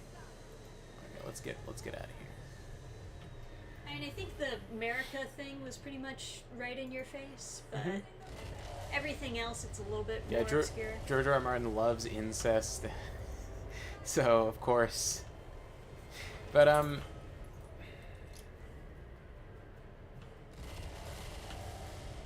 But yeah, you could, I feel like I'd be good as, like, a story consultant. Because here's an idea for you. Instead of Ace Attorney at a funeral home, combine it with Papers, Please, where you're, like, deciding if they get into heaven or hell or whatever. Maybe you're a guy working at a funeral home, but you're actually an angel in disguise. And you have to send your recommendation. Might be more fun to actually stamp the paper at the end with, like, straight to hell. Oh, you could have different stamps, because, like, people modded Papers, Please, and instead of having, like, rejected or whatever, it was, like, fag, and, like... and people really found that, very like, goofy. super funny. So you could have a whole, like, drawer full of stamps that say different things that are, like, you open the drawer and it's, like, hell, heaven, and then the next drawer down is, like, straight to fucking hell. Wood chipper. Yeah, You know? wood chipper then hell, or like the wood chipper version of hell. No, yeah, that could be definitely pretty interesting. Oh yeah, Gabe is saying pretty sure that's just fan interpretation. It very well could be, because I've seen fans do that with a lot of anime. There's like the Hunter x Hunter thing. Yeah, so I don't know how true it is, but the guy in Dark Souls 1, he's supposed to have been punished, A Gwendolyn. yeah, by being forced to dress as a woman, like it was like a form of like child abuse. And that's something that you see, like it's a fairly common form of child abuse, is forcing a kid to wear a dress. People don't talk about it anymore because now that means that they're like transgender, and It that would seems be to be like a tropey, jokey thing in some anime where it's like, Yeah. tee I thought you were cute in a dress. it was in Everybody Loves Raymond too. Oh, was it? Raymond's brother was abused by being made to wear a dress because the mother never got a daughter, and they made it into like a joke, but that's like a thing that happens and it like fucks people up for Yeah. life. Yeah, it's a very real thing, and it's And- even more of a problem in America, I think. It's more socially acceptable to do it now. Well, I think it's more of a problem in a lot of places besides the United States. They do it in the Middle East, and it's like a socially acceptable thing to, or is it the other way where they force women to dress as men or something? Well, I thought that was like them trying to cure them of being gay or something, is they force them to transition. No, like little kids, they do it too. Okay. Um, No, I didn't hear about that. I know they prostitute little kids by making them wear dresses, Ew. but Yeah. I forget what it's called. But there's people that will argue it's not gay or it's not like pedophilic or something because it's just like, oh, it's just a cool dance. It's like, I don't know, man. Maybe you should die. Seems I don't know. I'm feeling Straight to the wood chipper and then to the- hell. yeah, the wood chipper filter towards hell. Yeah, How did we right, get on this again? Sorry, Oh, we were talking because about Dark Souls, Dark right? The Souls, fucking yeah. cross-dressing thing. So we got really that's not dark. a. We've sinned. So I feel like the thing in Dark Souls is a reference to something in Japanese history, because I feel like I remember that, or something in Asian history where there was like some prince or something was like forced to wear a dress or dress as a woman or something. I can't remember now, but Yeah. I know It's- that the voice actress for the character in the game is a woman, so I don't know where they picked up on that lore. I think it's more popular in Japanese stuff because there's less sexual dimorphism. Like, it's easier for men to look like women in Asian cultures. They have softer features. Just like it's easier for like black women to look like men. Mm. So yeah. There's like the Michelle Obama meme. Yeah, the Michelle Obama meme is Yeah. like, yeah. They shall join the we. But yeah, I don't really know with the Dark Souls thing. It's just kind of funny that George R. R. Martin just works on a game and there's like tons of incest all of a sudden. Yeah, no, totally. John's take on the incest was interesting because they're cursed because of it, so it's supposed to be a bad thing. Like, Sure. because like how could you have more incest than having sex Incest with with yourself? yourself? Yeah. Yeah. uh, People still trying to figure out how that even happened. yeah. I'm sure there's a doujin about it somewhere. Dark Souls to Middle Eastern boy lovers is a short pipeline. It's not my fault, I swear. Yeah.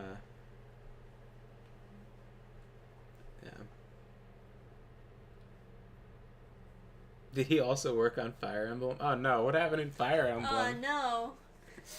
There was their incest in Fire Emblem? I'm unfamiliar with Fire Emblems besides Sacred Stones, and I haven't even beaten Sacred Stones. I was streaming my playthrough when I picked it up again, but I fell off. I don't know. Every time I get to a cutscene and they're like, they have these like weird platitudes that annoy me. It's like I don't know. They have these like very like soft views of like war, and like especially like Path of Radiance and that whole like. Oh, Free Comment says Fire Emblem is notorious for incest, actually. Oh, it happens really? weirdly often. Oh no, Erica and Ephraim. Were they all, like, secretly supposed to be related or something? And the English version just didn't translate that part? No, like Erica and Ephraim in the game have a very close brother-sister relationship, right? Hint, hint, nudge, nudge. Oh no, I'm fucked. I can't win this.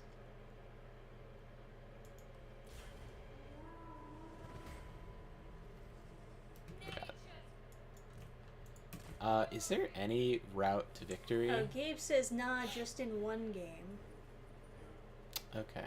Okay. 300 meters is not enough range. Yeah, they have And he 350. also says no, it's not Sacred Stones.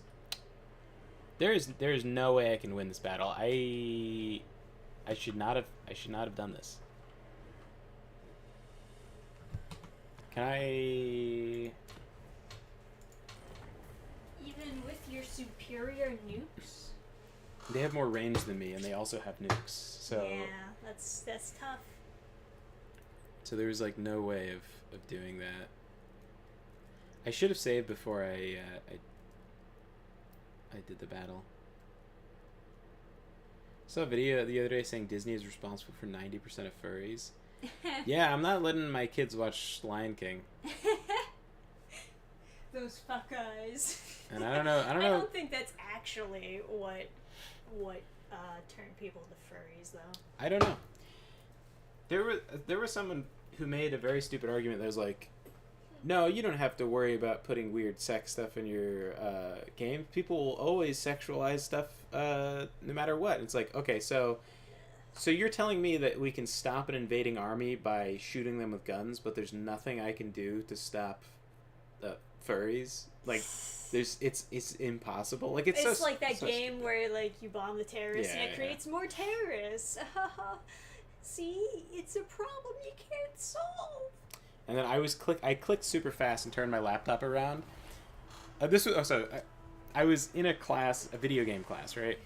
Which was trying to tell you how how racist everything is and whatever. Okay, so I need to siege this forever, basically. Yeah. So, and then when they attack me, I can destroy them, but I'll just have to choke them out because there's no conquering that without like a siege engine. This guy, do I have? No, I don't have anything like that.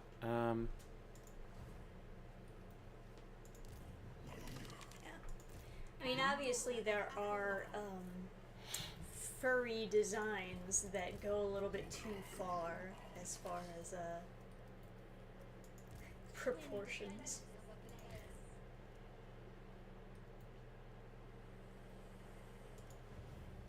But I think nothing turns people into furries more than the internet sharing their fetishes with you. I mean, really, if they didn't have a place to gather and share their strange... That's a theory I've heard. It's like Yeah. you want to fuck Scooby-Doo, and then like be in the 90s, you want to fuck Scooby-Doo, there's no internet, you stop wanting to fuck Scooby-Doo. Yeah, you grow out of it. Be in the 2000s, want to fuck Scooby-Doo, go online, find a forum full of people who want to fuck Scooby-Doo. Like Your life is ruined. Life is ruined. You're a Scooby-Doo-ophile. Like, have to, yeah. Okay, let's go over here. Let's get you out of nuking range. How are we feeling? We're feeling good about this one. Where's all the bad guys? Are they like stealth? Do I just not see them? I don't know. Here we've got. Can I shoot you? I can totally shoot you. All right, let's put this into high gear.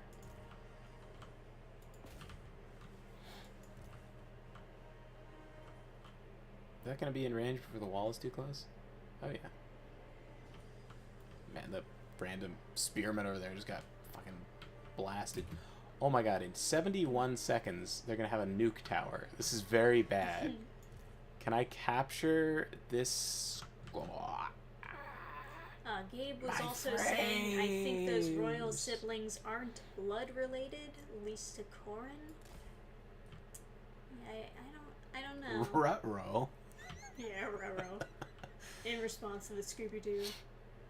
But I think the thing that you have to keep in mind is it's probably not accidental. It's probably people who want to destabilize Western society who like come up with ways to get people to have weird fetishes and be Maybe. whatever. I also think when you're like a hormonal teenager, like that part of your brain just sets off at random times, and you might make weird associations because of that, but you gotta like come back to reality. And if you don't have that like sobering realization to bring you back to reality, you just get fixated on it. And you think that this is who you are now, and like you were born with this fetish or whatever people say. I don't know. You're not born with a fetish. Oh fuck! Please attack the arrow tower before it's too late. Okay, my lord is being absolutely obliterated by the nuke tower. Can you shoot the arrow tower before he is doomed?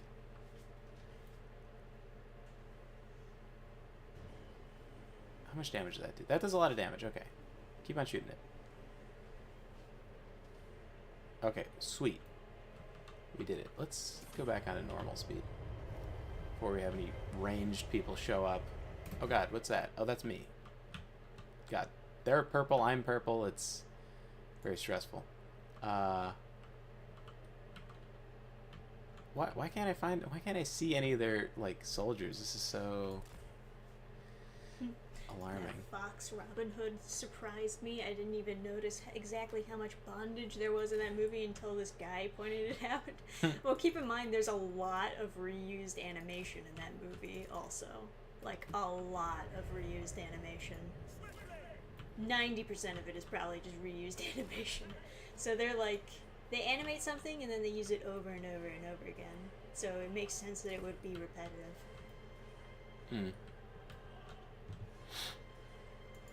Anyway, it's a thing that like parents should like kind of worry about a little bit. Like it's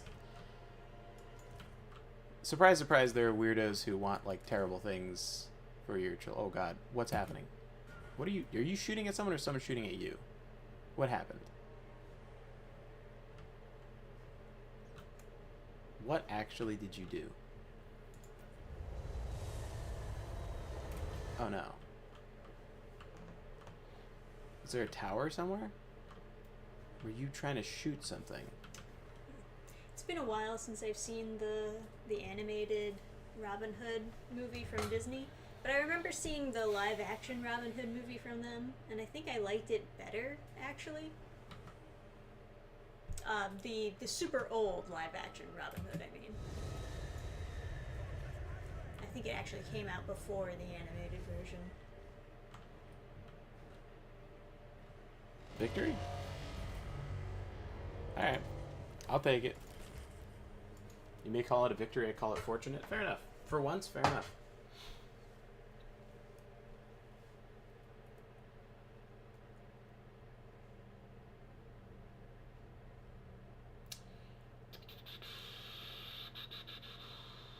It's about how we support immigrants, and if you don't like it, you're not American. Sean Gunn, brother of James Gunn.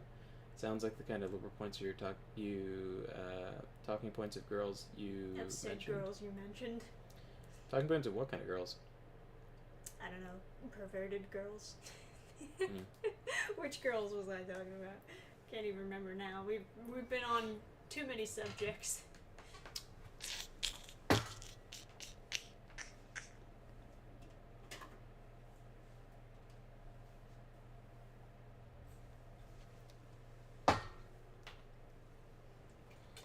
Yeah, I'm on live chat, so I'm not missing anything, I don't think.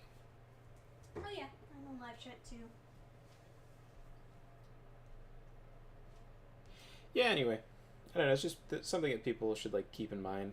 I don't think it's smarter. I think all parents should be watching the movies ahead of time before they show them to their kids and deciding, is this something that's going to help my kid grow up and be a good person?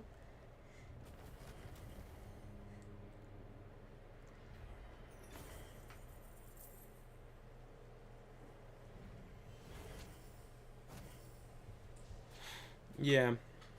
I think there's like certain people will just be perilously hands off with their kids, and I think it's just so stupid. It's just such a terrible idea to not pay attention. Oh yeah.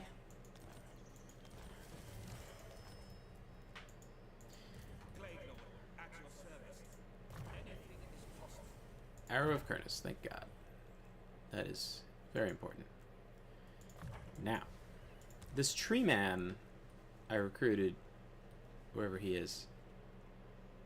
Oh, you have movement? No, you don't. You don't have movement. I've been on this turn for like 10,000 years. Actually, wait, what's the building upgrade I can get? That's probably important. Okay, cool. Probably not super important, right? Well, resource building is good to get. And I can afford more stuff, so I guess I should get it. Ooh, we have cavalry with bows. Is that smart? That's not smart.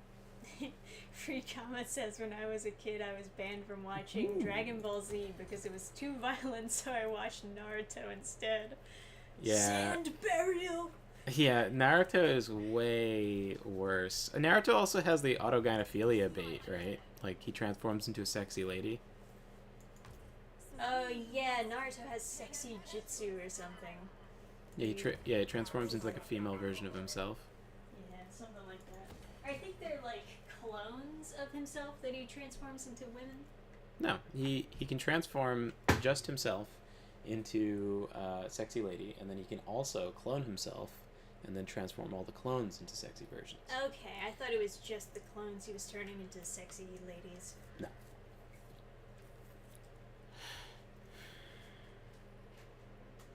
Killer soundtrack, though. I'm just thinking about that. It was great.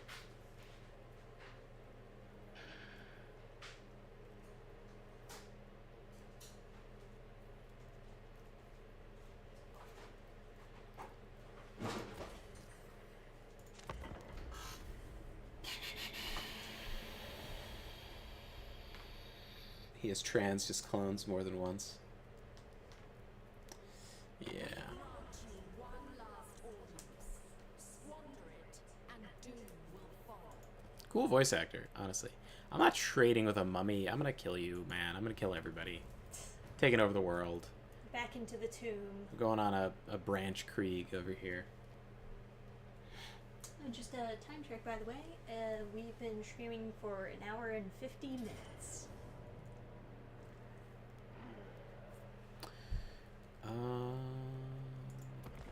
Okay. Keep going for a bit, I guess. Yeah, whenever you want to call it. I don't know if you had any time in mind. I don't know, maybe like 11? Something like that. Hang out for a bit. Yeah, Try to change the subject before everyone is black pilled to death. For sinning too much. Especially with the Middle East stuff. I don't care that much. It's over there. Short pipeline. Awaiting the call. If I do nothing, I'm pretty sure.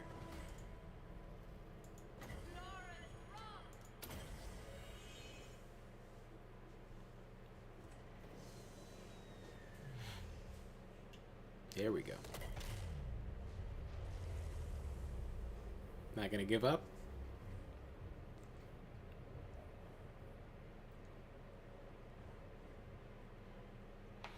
How many are alive in this unit? 2?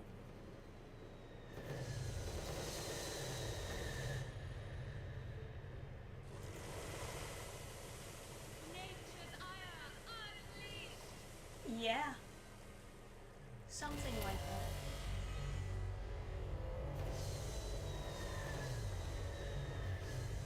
Nature's ire unleashed. They are green, right? I am become death. Oh no, what happened?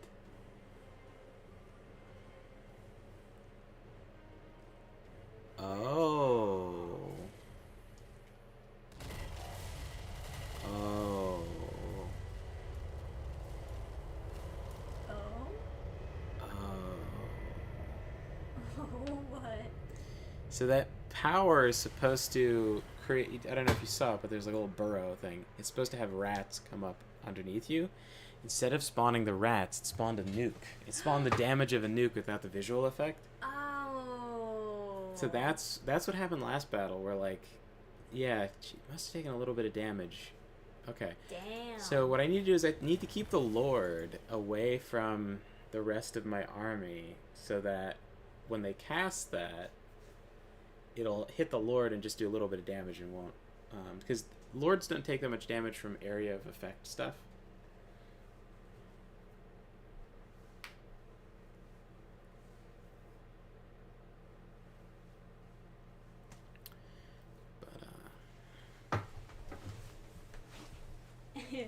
Gil, you're finally catching up on Lost after all this time?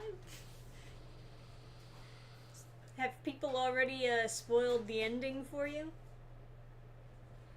There's nothing to spoil. They had no idea what they were doing the Of whole course, time they of were course. writing it. I mean, because like part of the appeal of the show is that you don't know how it's going to end. They're always bringing up more questions.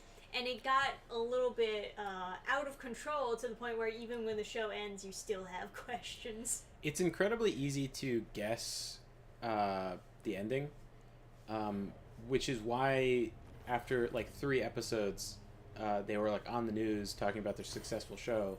And then the reporter was like, "Oh, a lot of people have guessed that blank," Yeah.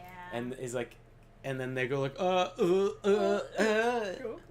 So yeah, Yeah, people guessed it instantly. And they like basically forced them to make it a lot longer than they anticipated because it was so successful. Yeah, but like none of it makes sense.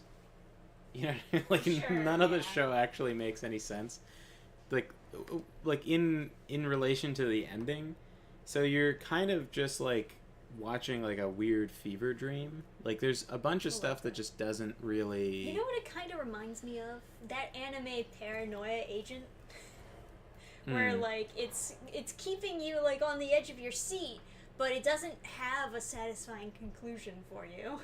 Yeah. You guys watch all of like Cowboy Bebop where they like show his backstory and then it's like should have skipped that, man. There's a lot of people who like that, so. Yeah, they're wrong. Yeah, okay. There are people that like Cowboy Bebop, but when I say like, yeah, but what did you feel about the reveal at the end? They're like, Yeah, some oh, people like I haven't it. seen it in a while. Yeah. They don't remember. They don't remember because it's so trash. What's cool? You know what's cool about Cowboy Bebop? There's like 2 or 3 episodes where they chill in space, and the vibes are excellent. The vibes are good. But you know what you could do instead of watch Cowboy Bebop? You could watch some AI-generated Cowboy Bebop art. Well, it doesn't have to be AI generated. It doesn't have to be like AI. Desktop wallpaper. It doesn't have to be AI generated, but let me the finish. music. Let me finish. So you just take the soundtrack and then some kind of like vaguely animated Cowboy Bebop character chilling in space, and then you watch that instead, and then you've gotten a way better experience than watching Experience Cowboy Bebop. all 24 episodes of Cowboy Bebop. It's like they have really cool vibes, but they don't spend that long showing them to you. And so over like 24 episodes, you're actually getting a bunch of like stupid episodes that I don't care about. Whereas like I feel like if you just executed more efficiently with your time, like cut out the kid character, cut out the dog, you have the girl show up, but like, you know, just the vibes of chilling in space is just such a it's so. Honestly, the adventuring party is much better when it's just like the main 3. I don't know what the purpose of the kid and the dog is for balancing them out, but it doesn't do it. Yeah. Okay, so let's save and let's see if I can like stop this chittering in the forest. This is like a special event or something.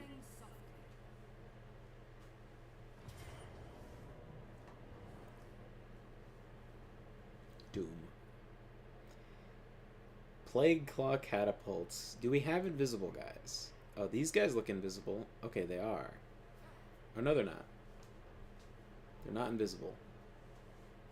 These guys are. Okay. We now have a catastrophe. Invisible guys. Are you invisible or you're not invisible? Okay. We don't have anything super fast. We have a catapult. Let's see what we can do. See what we can do.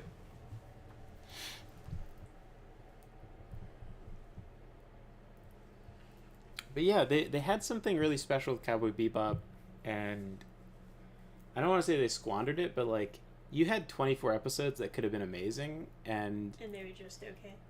yeah, and like it would cost, you know, people say budget. There, you don't need any budget to have like a still frame of someone chilling in space. You could have like vaguely animated thing in space.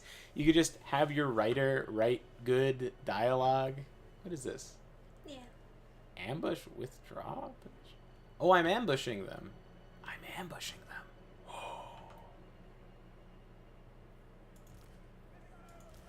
Okay. Okay. Ambush. Oh, okay. Well, what if... What is that? It's reinforcements? What do we... Oh. Here? Here. Okay. So, what do we want? We want catapult to die. Assuming that can hit, this is perfect, and then I'll turn them to the side or maybe I'll back them up even. And then who else needs to die? The invisible guy needs to die, which I can't see. It was next to the... So that's fine. I'll just target the person that I know stands next to the invisible guy, which is not a person you want to be. We'll do this. Yeah. And then your range is trash. That's fine. And then let's get you somewhere like that. Yeah, this is excellent. Hey. Fire at that. And you fire at that. Nice.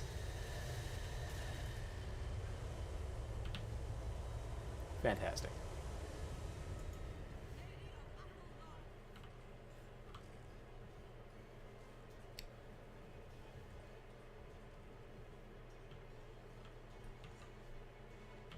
The audio can't even play.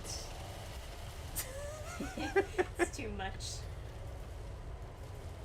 Yeah, Gil, give us an update when you reach the end of Lost and let us know what you think.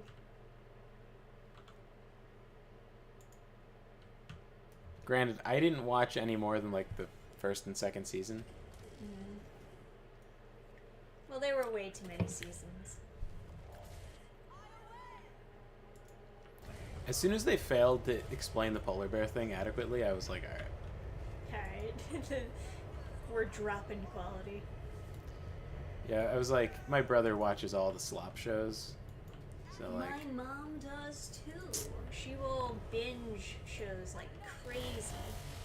Not that we've never binged a show. who was but saying recently like Burn Notice was good? This is true. But like, Burn Notice also has a bad ending though. oh yeah. But no, I did like Burn Notice. I binged that as well. It's like a fun plot for a TV series. I always kind of felt bad though because like his love interest is not really that attractive. She's one of those people that looks good in a bikini. Yeah, but it's like her whole thing in the show is she's supposed to be this femme fatale, but she's just, you know, when she's playing the "oh, I'm so sexy" part, I'm like, not really though. I feel like her Irish accent was like really bad. What?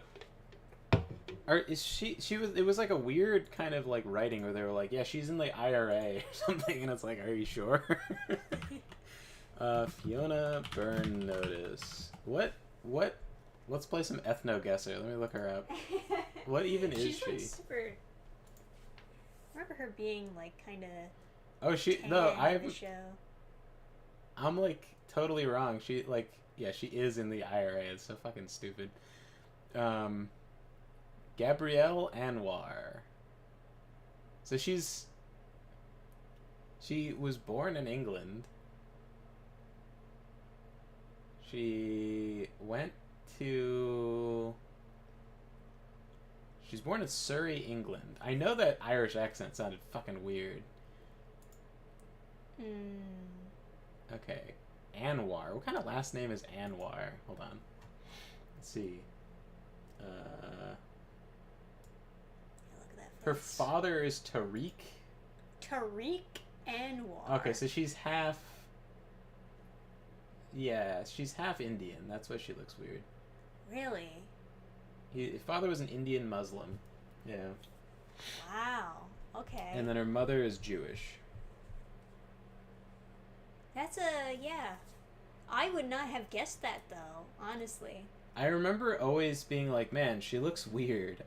But I was like, I could never put my finger on, like, what. I always thought like it was some strange plastic surgery or something that like made her look so Yeah, off. man, she looks so weird even today. Like, there's something so. That's a more flattering picture of her, I think. Yeah.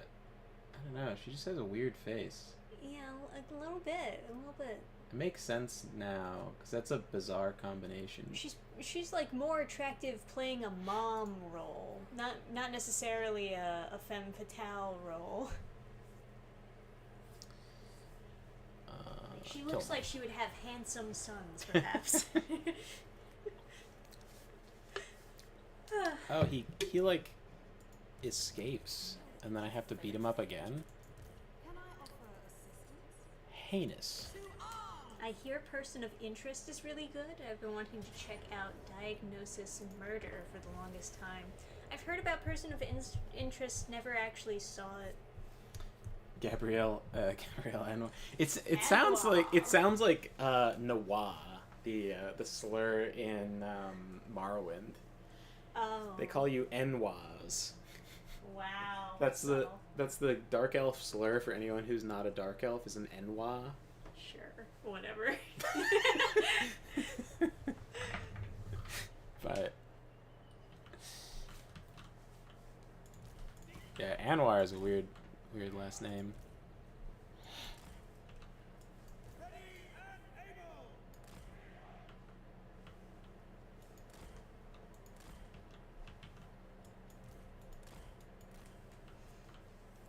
Yeah, I think the last time we binged a series, it was Cobra Kai, which was a pretty good show, but it started getting very soap opera-y. Yeah, and they were like kind of. Oof. Like, characters' motivations and conclusions to their character arcs made no fucking sense. Things would just happen. Got him. But yeah, I was gonna say Fiona looked better when she had giant sunglasses on that covered most of her face, and then like That's she why they always gave her the giant sunglasses. she was in like a bikini in some episode, and I remember thinking like, man, if you have nothing going on and but you're not fat, like if you have no figure at all and there's nothing, you look great in one of those like triangle bikinis. Like that's. I remember thinking like, man, the ugliest people look great in those bikinis. So if that tells you anything about my like perspective on her attractiveness, yeah.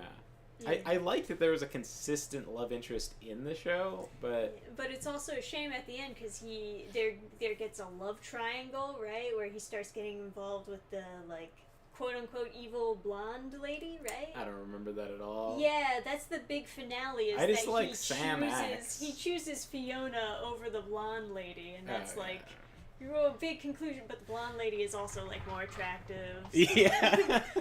it's like shit. It'd be hard to Am find I a someone bad uglier person than- for not rooting for the obvious love interest. Burn notice. Love interests. Let's see. I don't even remember what the thing with the villains were. I think they were communists or something. I don't remember. I don't.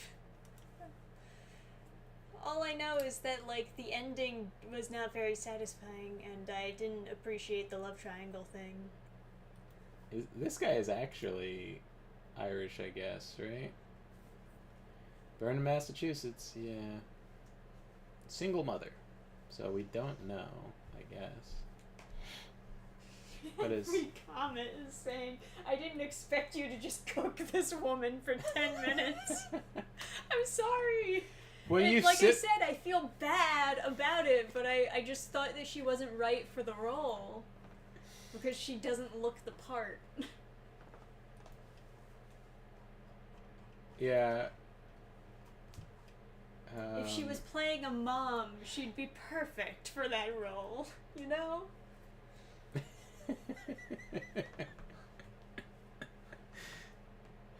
You have to hear her accent, like when she tries to, she's like, she talks in her real accent, quote unquote, sometimes, but like, it's so bad. There's no fucking way that she has a real Irish accent, and I don't know shit about like the differences of different British accents, but I heard that and I was like, man, it's fucked up. There's no way that's real. People can't talk like that. It's completely illegal.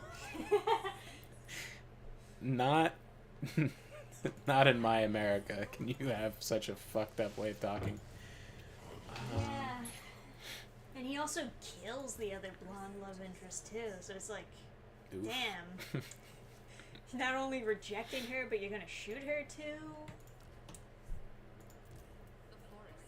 I mean, I know in the scene he doesn't have a choice or whatever, but like, it's the writer who wrote it that way, so... Kind of decisive, right? Yeah. Sort Don't that have to worry about this love triangle anymore. Kaboom! sort that bitch out. It's like the final episode that happened. I don't. Honestly, you're kind of right that show is kind of like a big show. Yeah. Kind of a shitter. I mean, it's just the ending that I didn't Yeah, like. that's what I mean. I liked most of the, like, episodic stories. Because, like, oh, it's fun. He gets to go undercover and do, like, spy things. I loved the one where he was pretending to be a cartel guy. And he was dealing with like a female gang leader, and he like lights the car on fire and stuff. Yeah.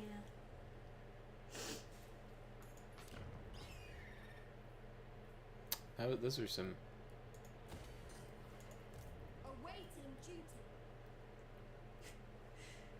But yeah, not to cook this woman. But yeah, I remember my brother was like I was saying, like they don't really have attractive people in media, and he was like, what about like Burn Notice?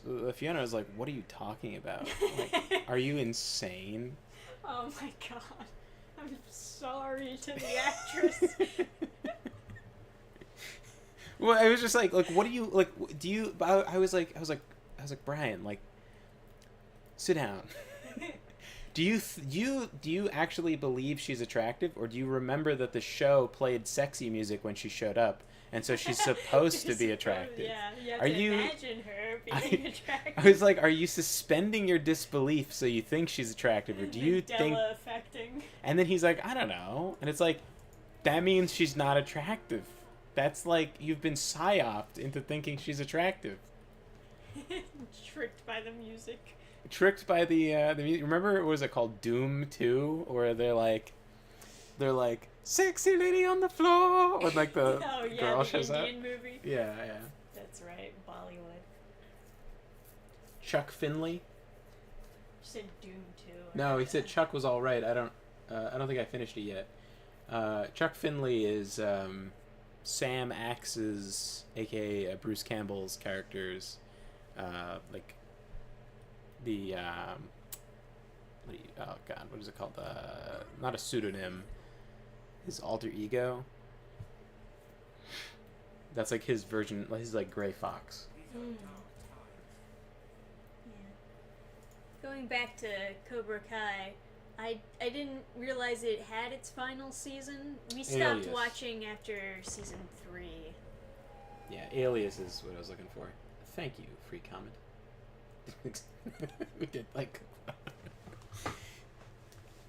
But when people have like a weird combination of two ethnicities, they will look weird. Like they're always gonna have these like bizarre features. Yeah, first season was solid. It was the most solid season, was that first one. It was a banger. Second one was like alright, but definitely more soap opera-y, and then third season we kind of went off the rails a bit. Can I defeat this entire army with just one unit of archers? I have to make sure the general is far away, so they target the general who's vulnerable, quote unquote. right? Because this is a caster general, so they'll be like, oh, if I surround him with rats. Cobra Kai's first season was, like Trisha said, it was solid. I think the It second was the one most solid one. was fine. But as they got more success, they also started being like, oh, we could be a real show, quote unquote, and like if as long as we like pander to like Hollywood and stuff, and so you have these like These weird insertions. like This short Asian girl who like joins the Cobra Kai. then you have like the black girl who's instantly like super good at kung fu, and it's like okay. Yeah, the character arcs are what like ticked me off the most because they were so poorly done. It's like, what was his name? Hawk.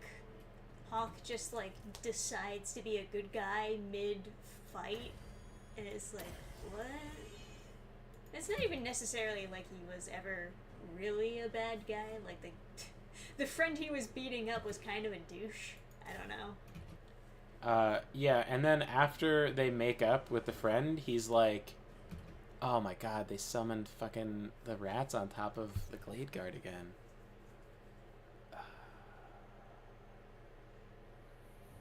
Fuck me. Alright, well. Yeah, I'll wait reinforcements. I like the overall message of the show where it's like you need balance between aggression and like defense and everything.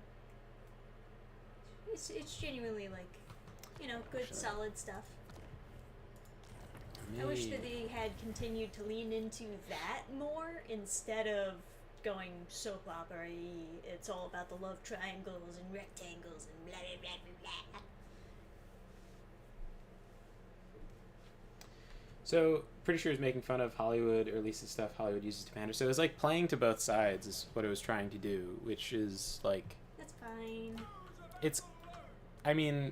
not good enough. I'm not going to be pandered to. I want like a super based turbo racist show. I don't want this like stupid pandering shit. I want people to cry. I want people to do live reactions crying to the episode. Oh my god.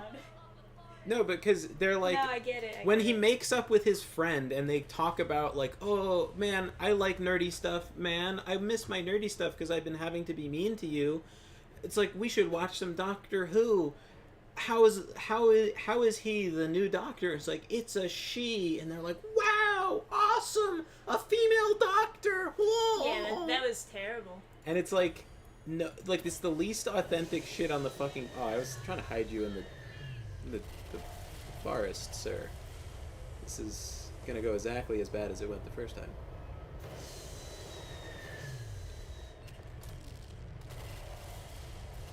Oh, I guess.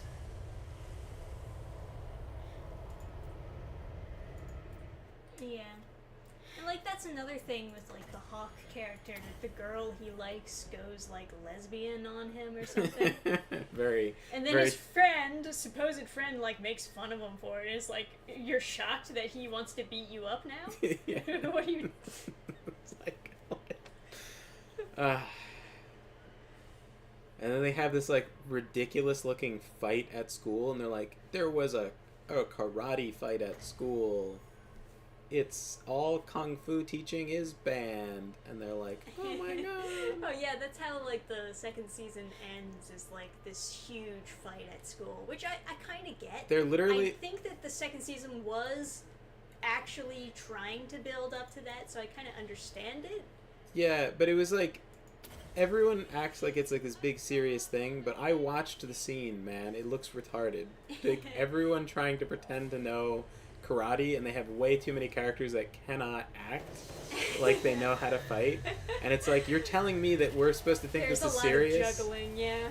It's like, so, like, there's so many characters that, like, you're not convinced at all they know how to, like, punch a punching bag, or that they've ever done it before. And then, like,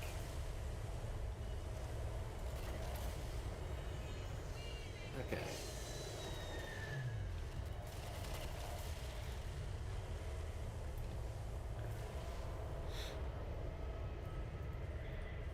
Sweet. But yeah, I mean, the first season was very good, and I will continue to say it is the best season Season 2 is okay. Season 3 lost me. Yeah. I think, but the other thing is, right, in like years from now, when we say like, oh, it was pretty good, we're gonna watch it like in later years when the standard of what is good is going to be good things rather than like, you know, like we have this standard of quality now that's like so abysmally pathetic. Oh yeah, it's a low bar. That it's like, but like I refuse to like judge things based on this quality of like, well, it wasn't so bad my eyes bleed.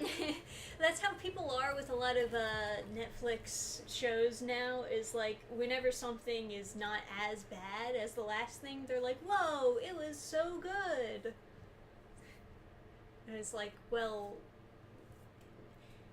compared to other Netflix stuff, There maybe, was- but At the last con we were at, there was like this nice old lady who was like, it's like, oh, I watched the Fallout show. Like, oh, good night, Gil. Good night. We'll see you next time. Gonna go play Stellar Blade. Oh, fun. I'm gonna get that, but I'm gonna wait till it's on sale, I think. Or, I don't know. I'm gonna wait until, you know, I should play Kazan first. I bought Kazan full price. That's right. We still gotta play play- Kazan. I'll play Kazan, or if Stellar Blade goes on sale. And if I beat Kazan, I'll go do that. I also have to like, gotta play some Vindictus with my lady. Oh, of course. We gotta finish the story so we can complain about it. Yeah. Wait till Stellar Blade goes on sale. All right. Yeah, I mean, I have Kazan. There's no reason that.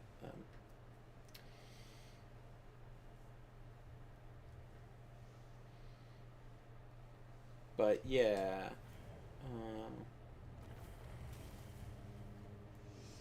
Oh, what were you saying before? Oh yeah, there was like a little old lady who was like, oh, abducted captives for sure.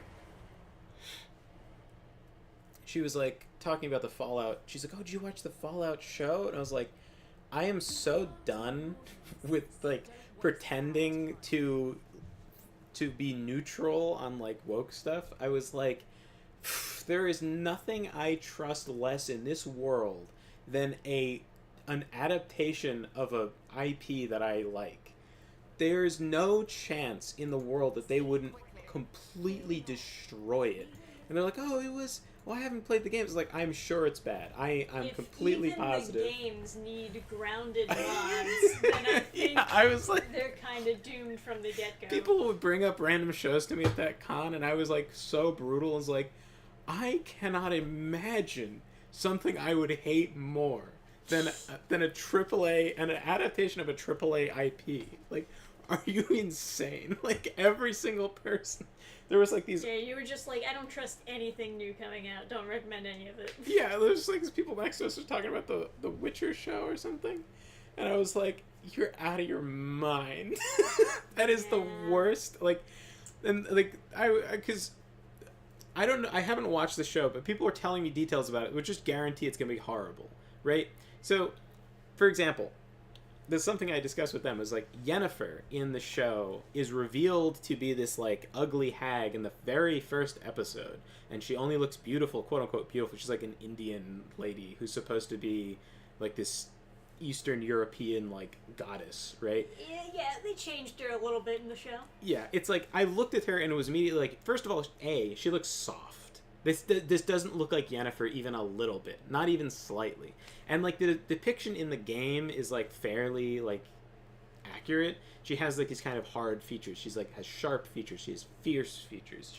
She's a mean lady. She's a mean person. Like she is mean. She's witchy. They show what she looks like. Like I just looking at the casting pictures, like not even fucking close. Not even a little bit. Very It shows polar opposite. A, all they care about is getting some brown lady into the show, and B, they don't care about depicting a character correctly. And the person who worked on it on casting complained that these tyrants want the show to be good, and that these tyrant That's fans right. want the show to be like the about book. Henry Cavill 'Cause- having like input into the show. Yeah, and like at least he likes the property and tried his hardest to make it good. Yeah. But like, of course they would try to ruin it, and they're complaining that he's trying to make it good, and it's like What a crazy thing to complain about. that you should all be homeless. You should be thrown into a garbage dump, like, and have all of your funds seized and returned to me. I should have all of their money. I should, as compensation. Pay me for my time. Yes. It just, all the fans should get their money back. And even the ones that don't pay for our, Netflix. Honeydew. Welcome. Welcome to the chat. Sweet game fans just got out of that new Jurassic Park. It was terrible. Yeah, that's what I've been hearing. Yeah, so, anyway, the whole thing with Yennefer is, it's something that, like, unlikable bitches cannot understand, is that sometimes a girl is super unlikable and bitchy, and then the thing that makes you not hate her is that she's a girl. Like, as a guy, you, like, when you're thinking about a girl romantically, how mean she is doesn't matter as much. And I think there's a parallel with, like, men who are mean to other people who aren't mean to the girl. It kind of, they don't care that much because they see the other side of them. So, like, Yennefer is a mean lady who, like, forces Geralt to go like do stuff for her, right? She, like, traps him in a paralysis glyph. Like, she's a mean lady, right, in the story.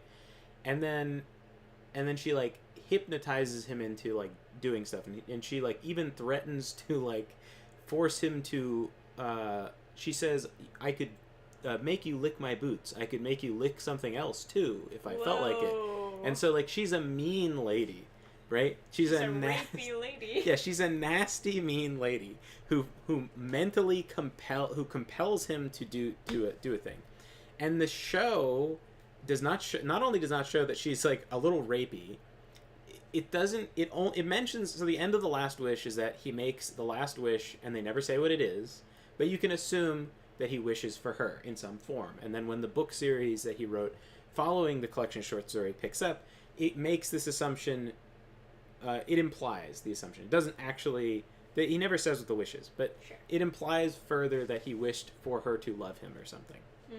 They talk about that in the show and how he's conflicted over that, but they never show that she was also a person who would compel him to act in many ways against his will and attack people across the city. She had him go across the city assaulting random nobles she didn't like, getting him in so much trouble he's going to be, like, killed, right? Not the girl you should be aiming for. No, and then he sees a flicker in her eyes of an ugly girl, because he knows that certain nobles, when they have a really ugly daughter, they will send her to become a sorceress, because no one will marry them, and so the only route they have to a good life and power is to go off and become a sorceress. And when you become a sorceress, part of your station is that you are so powerful and you need to exude this power of being a sorceress or a sorcerer, and so you need to be magically altered to be beautiful, and that is why Yennefer is so beautiful. So you can make the argument she should look a little bit plastic. Like, she should have boobs that are too big. She's described as having boobs that are that don't sag at all. Like, Yes, they're always lifted. they're always Anime lifted. power. Yeah, she doesn't. Other women wear whalebone corsets, and she doesn't bother with that nonsense, is something it says, because she's so beautiful or whatever, right? You can just magically make them correct. Yeah. So you could certainly, like, cast someone that looks very plastic with, like, these, like, super ridiculous features. That would, like, that's an interpretation you could have, but she's not soft. She's not a soft brown girl. This is, like, With ridiculous. flat chest. Yeah, it's a ridiculous notion that should be Yennefer of Vengerberg. That's so stupid. And, like, I was, like, drilling this into these, like, authors next to us. I was like, you can't show that you can't, first of all, Geralt never sees her, like, as this, like, this like hunchbacked Yeah, freak. yeah, He never sees her a real self. flicker of it, right? And they're mostly like in her eyes. He sees it. He sees the flicker of an ugly girl. In her eyes, she still has the cold bitterness of an ugly girl, despite how she. And this is after describing her as very beautiful. So, when people appreciate her beauty, she hates them because those are people that would appreciate people that weren't her when she was younger. Yes. And so she has this eternal. It's like she's never truly been accepted. Yeah, and so she has this eternal bitterness towards everybody, even people who like her. She hates them because they like her because she's pretty. So she's like this bitter person. And then he sees this like tiny flicker of vulnerability, and then he feels sympathy for her, and like that's part of why he falls in love with her, because she's vulnerable. But like you can't show the very first time you depicted Yennefer of Vengerberg, you can't show her being like vulnerable. That's not how the character was built in the books, and so it's not how you can do it in the show. You have to show her being a mean girl boss, and then you show her vulnerable and needing help. Yeah, of course. Ugh.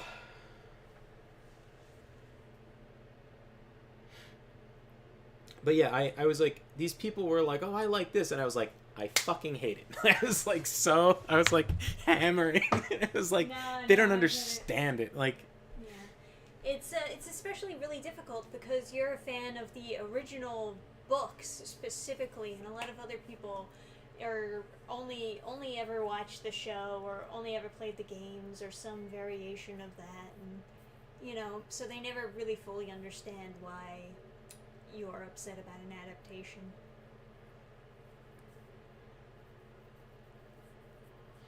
my tolerance was also gone. Couldn't even get through Batman Caped Crusader. Is meant to be a golden age vintage Batman in the 1940s. Because had all these obvious woke decisions put in.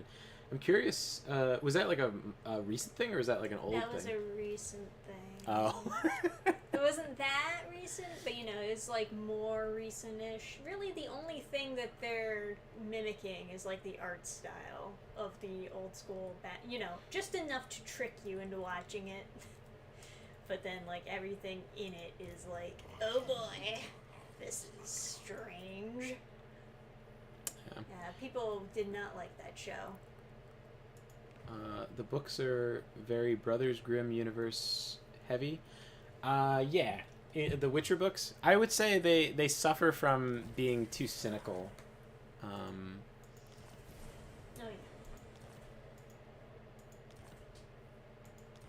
Yeah, they definitely suffer from it. I think a lot of fantasy writers have that issue. Yeah. Honestly. It's pretty. Can I attack this? It's 11, and I feel like I'm gonna stop here. Yeah, you know what? I think that's totally fair.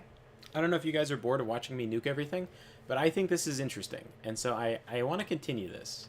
If you guys are okay with watching this, I think maybe I should have set the difficulty where the apocalypse is going to start earlier than turn 100.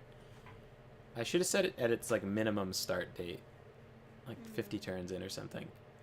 Because I think we're going to do just fine until that occurs. But at least for now, we will retire. We'll call it a night. Don't have much to comment on for Total War. I get it. There's not much to comment on besides wow, that was a big nuke, which is fine. It ends up being more of a chill talking stream while things get nuked in the background. And anyway, the reason I bring up the Witcher show and like me being super like belligerent in person is because people were very easily accepting of me complaining about these shows and like terrible adaptations because they know. And like I wasn't scared to talk about this stuff, and then it was making other people more comfortable to like be like, oh yeah, I hate when they do this or that and whatever, and like and like some people were like oh well, Some people are saying things because they're assuming that they're going to be appealing to you by saying that. Like, oh, she loves the new Fallout show. Like, you're going to be like, oh my god, me too. etc., etc. Mm-hmm. Yeah. Oh, and also the reason I was like, the reason I was like cooking the burn notice chick for so long. Part of it is like my brother was saying that she's attractive, but she's clearly not. Like she has a weird face. Like she looks good in a bikini because I think if a girl has like no features, a bikini makes them but they're skinny, a bikini will make them look very good. Now, like the thing is, like my brother thinking that she looks attractive, he doesn't really think that. He thinks that he's supposed to think that. Like Right. there's a certain That's type what of the show wants you to think. yeah, like my brother's very smart, but he suffers from this disposition or this like condition that a lot of people have, which is they do not think, they think what is acceptable to believe, and then they believe it. They repeat that as though they believe it, and that extends even to like what he thinks is like attractive, which is like the deepest level of like that seeping into your brain. And yeah, no, it's something like interesting because like whatever is like, and that doesn't apply to everything, right? Because it doesn't really matter whether the girl on the show is attractive, right? So it's like all these like peripheral things, but like despite it being not socially acceptable, my brother is like was very against transing kids. He's like one of those like libertarian, like, yeah, weirdo adults can do whatever they want as long as it's not inside my house. Inside my child. But then he's like, yeah, but you can't do that to kids. It's obviously like. And he was like, oh, well, I don't know if it has anything to do with like trans stuff, because like, you know, lots of mothers will do that where like, there was a kid who had like psychologically induced like can't eat or whatever, and then this like doctor walks in and was just like, hey, let's try eating.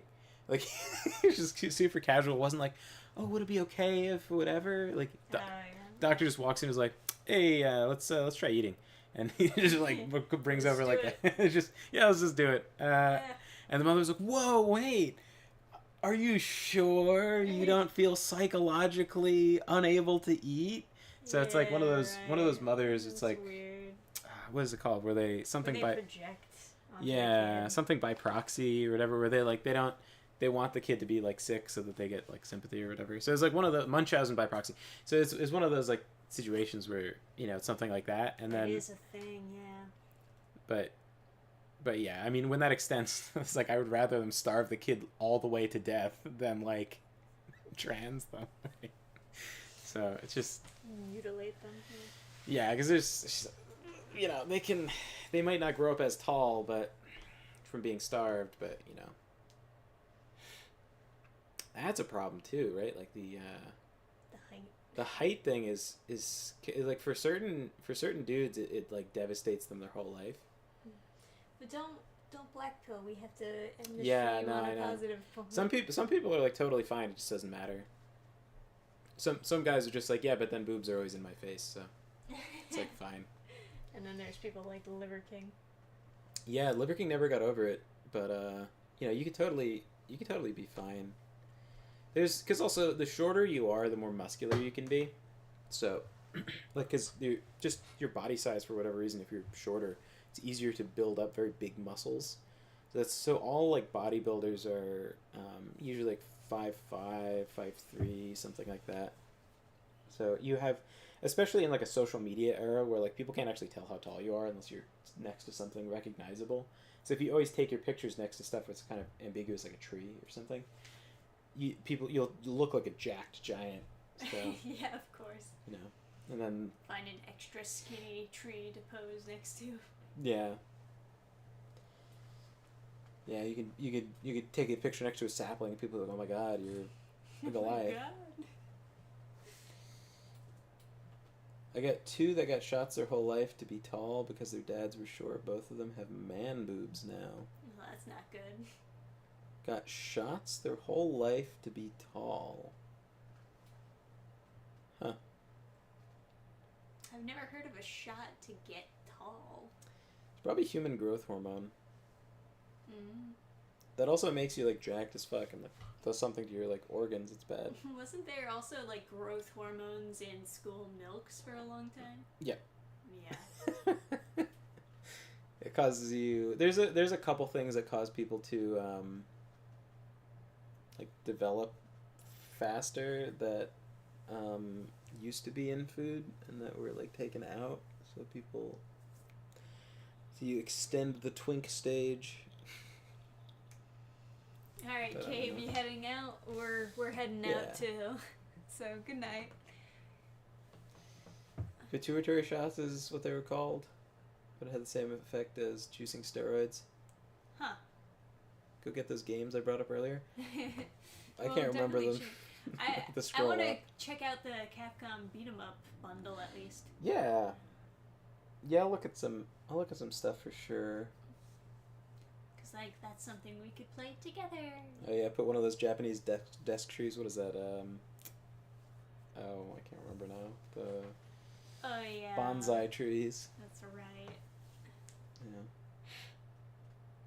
Dirty Pair Project Eden. Go watch the anime film Dirty Pair Project Eden. You know the standalone. Yeah, drop us a list on the Discord. Good call. The Burn Notice movie was pretty decent. Oh, I don't remember it. Honestly. It was pretty good. It was about Sam I mean, Max. it's a big flattery to even be able to get a movie from your TV series. Yeah, it was all about Bruce Campbell's character. It's just like his backstory. He's pretty good. He's Yeah, you know, I guess that makes sense because he's such a good character in the show. Yeah. It makes sense to do like a side story with him. yeah.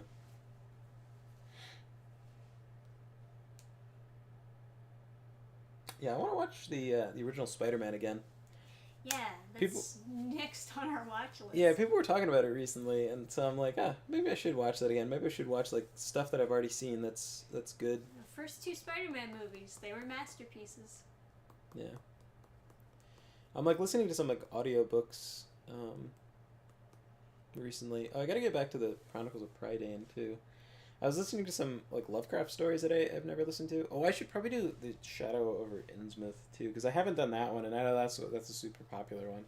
I did the Color Out of Space, and I didn't really. It was okay. Didn't really feel it. It's very long for the content. I feel like. It's interesting. I like the change in protagonist. People accuse Lovecraft of always doing an intellectual, but in that story, it's not. It's like a guy who's doing the water inspection, and he's like, "Listen, I'm retiring, and I don't know what the fuck's going on here. listen, I'm transferring. If you think I'm crazy, go fuck yourself." Like he's like, "I don't care." Like he's like, "Yeah, you might think I'm crazy, but I'm moving. I'm moving. I'm transferring someplace. I'm doing a different job. Someone else's problem. So I have no reason not to tell the truth. So I'm going to tell the truth." And so he tells what he investigated, and he's like, "Yeah, that water's like cursed." Like yeah. If you build a reservoir there, it's probably better than not building the reservoir. But the people who drink that water, they're gonna be real sick. Like it's not gonna be good. Right. And he just talks about like what he investigated, and but normally it's an intellectual that can explain the thing, to add more context. So that's like it was interesting, but it's very long. I feel like just like it didn't have to be as long as it was. And like I was talking to someone at the convention about it, because he's doing like a podcast soon on like top Lovecraft stories, and he was the one who recommended I listen to it, and yeah, he was like, "Oh, but what about the moment where all the trees are like waving in the wind?" And I was like, "Yeah, that's cool, but you probably could have capped off the story there. Probably could have ended it there, but it goes on for like a long time after, and it's not that, you know." He's choosing to capitalize on the wrong things, I guess. Yeah, I don't know. I mean, it's not like the rest of it was like bad, but maybe it would have been better for him to turn it into a book instead of a short story, because that would have been a sick end of a chapter, and then I would have been super sold in like hearing more. But you know, you're only going to get so much depth out of it as is.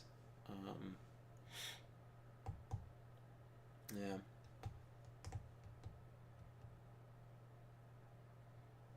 I was tricked by when I saw the TV. I was tricked by I saw the TV glow. Thought it was going to be a ghost movie. Instead, it was about a schizophrenic trans little boy gaslighting himself to take the leap. What the heck? What the fuck? What was R talking about? Hey, we're trying to white pill at the end of our streams. Yeah, I'm trying not to leave everyone with like horrible thoughts as they go into the night. But yeah. So anyway, working on a fantasy book. I think it's gonna be good. This is like the series I want to do. Yes, the one that everyone like talks about. Only Yeah. Adam is actually going to make it happen. Yeah, I'm actually gonna make it happen. It's actually gonna be good. It's just yeah, it's a lot. I'm doing difficult things. I'm choosing to have like kind of difficult characters to do well, and so it's gonna be kind of hard to pull off, but it's coming along, and I hope to have the first book done by the time we do like Horizon Quest 2 or whatever. Yeah. So, and I think it's gonna be good. I'm doing a character I've wanted to do for a long time. Several characters I've wanted to do for a long time. I'm just trying to like make sure that it's wrapped up nicely for like a book 1, because it kind of, you know, I could do infinity adventures with these characters, but I just want to make sure book 1 has all the, you know, right lore in the right places and stuff. And I think like the setting is interesting. Nora is excited to hear about Horizon Quest 2. Oh yay. Horizon Quest 2? Yeah, we haven't like announced it, but I wrote out the script for the first issue. Oh, were you actually done? I think I'm done. Okay. I mean, I'm gonna go through it again, of course, but yeah, you've done the first. Well, I thought you like were like half done, but wanted me to look at it. Yeah, I guess so. I have a lot of slack. Like, there's a lot of like I got everything done in less pages than I thought it would take, and so there's a lot of room to do more stuff. And so I'm like kind of thinking how I want to spend those extra pages. Probably add a few to the Wait, beginning. You wrote out all the dialogue and everything? I believe so. Huh. But even That was quicker than I would imagine. well, it's basically like a short story, so Yeah, no, you're right. yeah. I guess I'm in the brain of like art takes so long, so comics take longer for me when I'm doing everything. Yeah, I haven't looked at it in a while, but last I remember it was at least done or done enough that like art could begin. But you know, I'll work on it more as like, you know, obviously, but and I'm of course you're gonna refine everything, but I'm positive enough that like the art wouldn't change, you know, like the story is solid enough. And then the other thing is like you need to look at it and like tell me if I'm wrong about how much art this or that would take, so I know, so I want to have like a more accurate page count before I add more stuff. But I have slack. I have slack of a bunch of pages. It's good So to have slack. Yeah. yeah.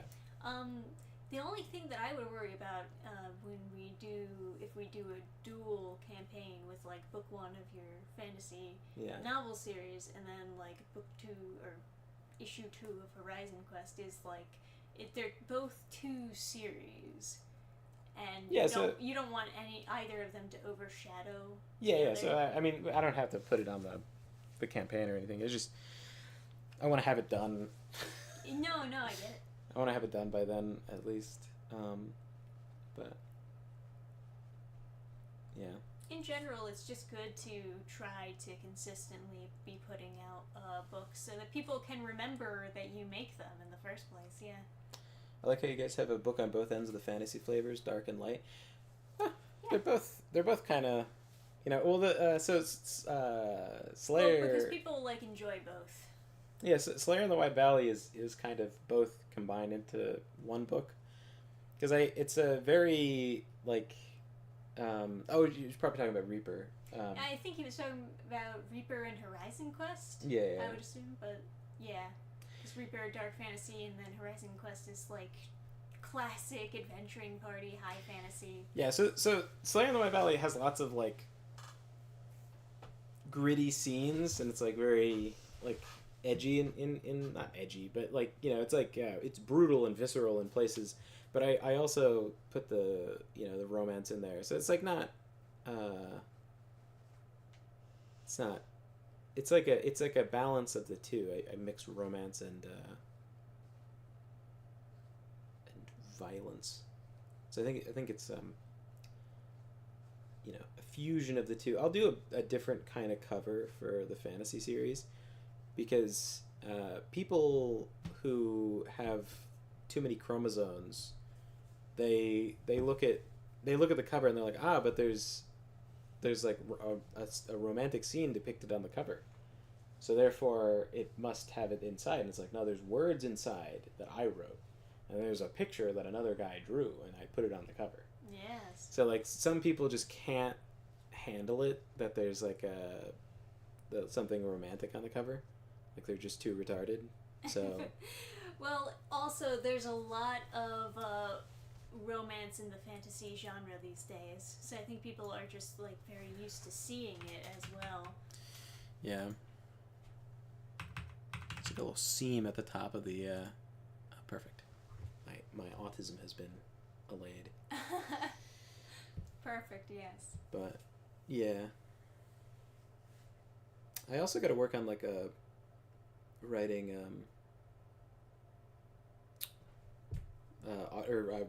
recording an audio book for the fantasy, because I think that's a much more consumable way of taking in the story.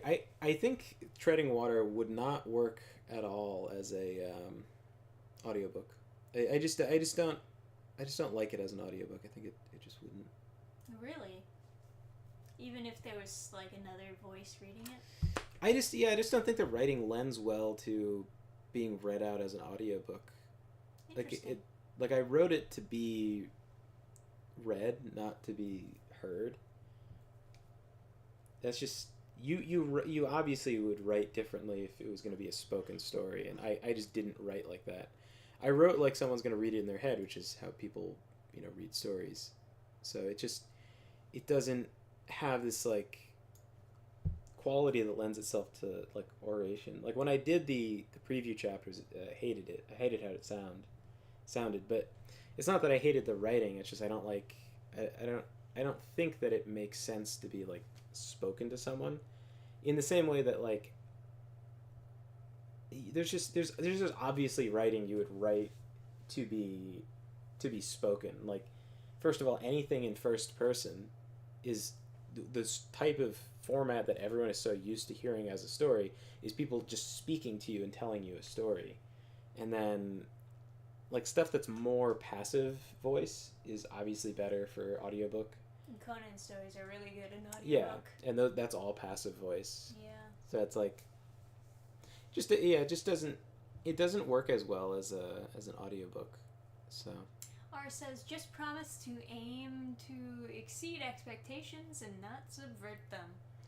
with fantasy, yeah. Well, I subvert expectations by having a romance exist. We subvert expectations by making good content.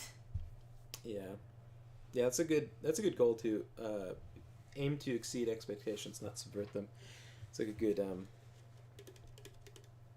yeah. So it's a good like paradigm to have. Absolutely. But anyway. Oh, we've been talking for a while now. I guess we should Yeah. call it here. But thanks everyone for joining us for another fantastic Game Fan stream. Yeah, I got to get back to work on that on said fantasy. So yeah, hopefully you guys have a fantastic night, and thanks for hanging out. Hopefully you guys will come and watch me nuke all of Warhammer Fantasy next time. Good night, everybody. Good night.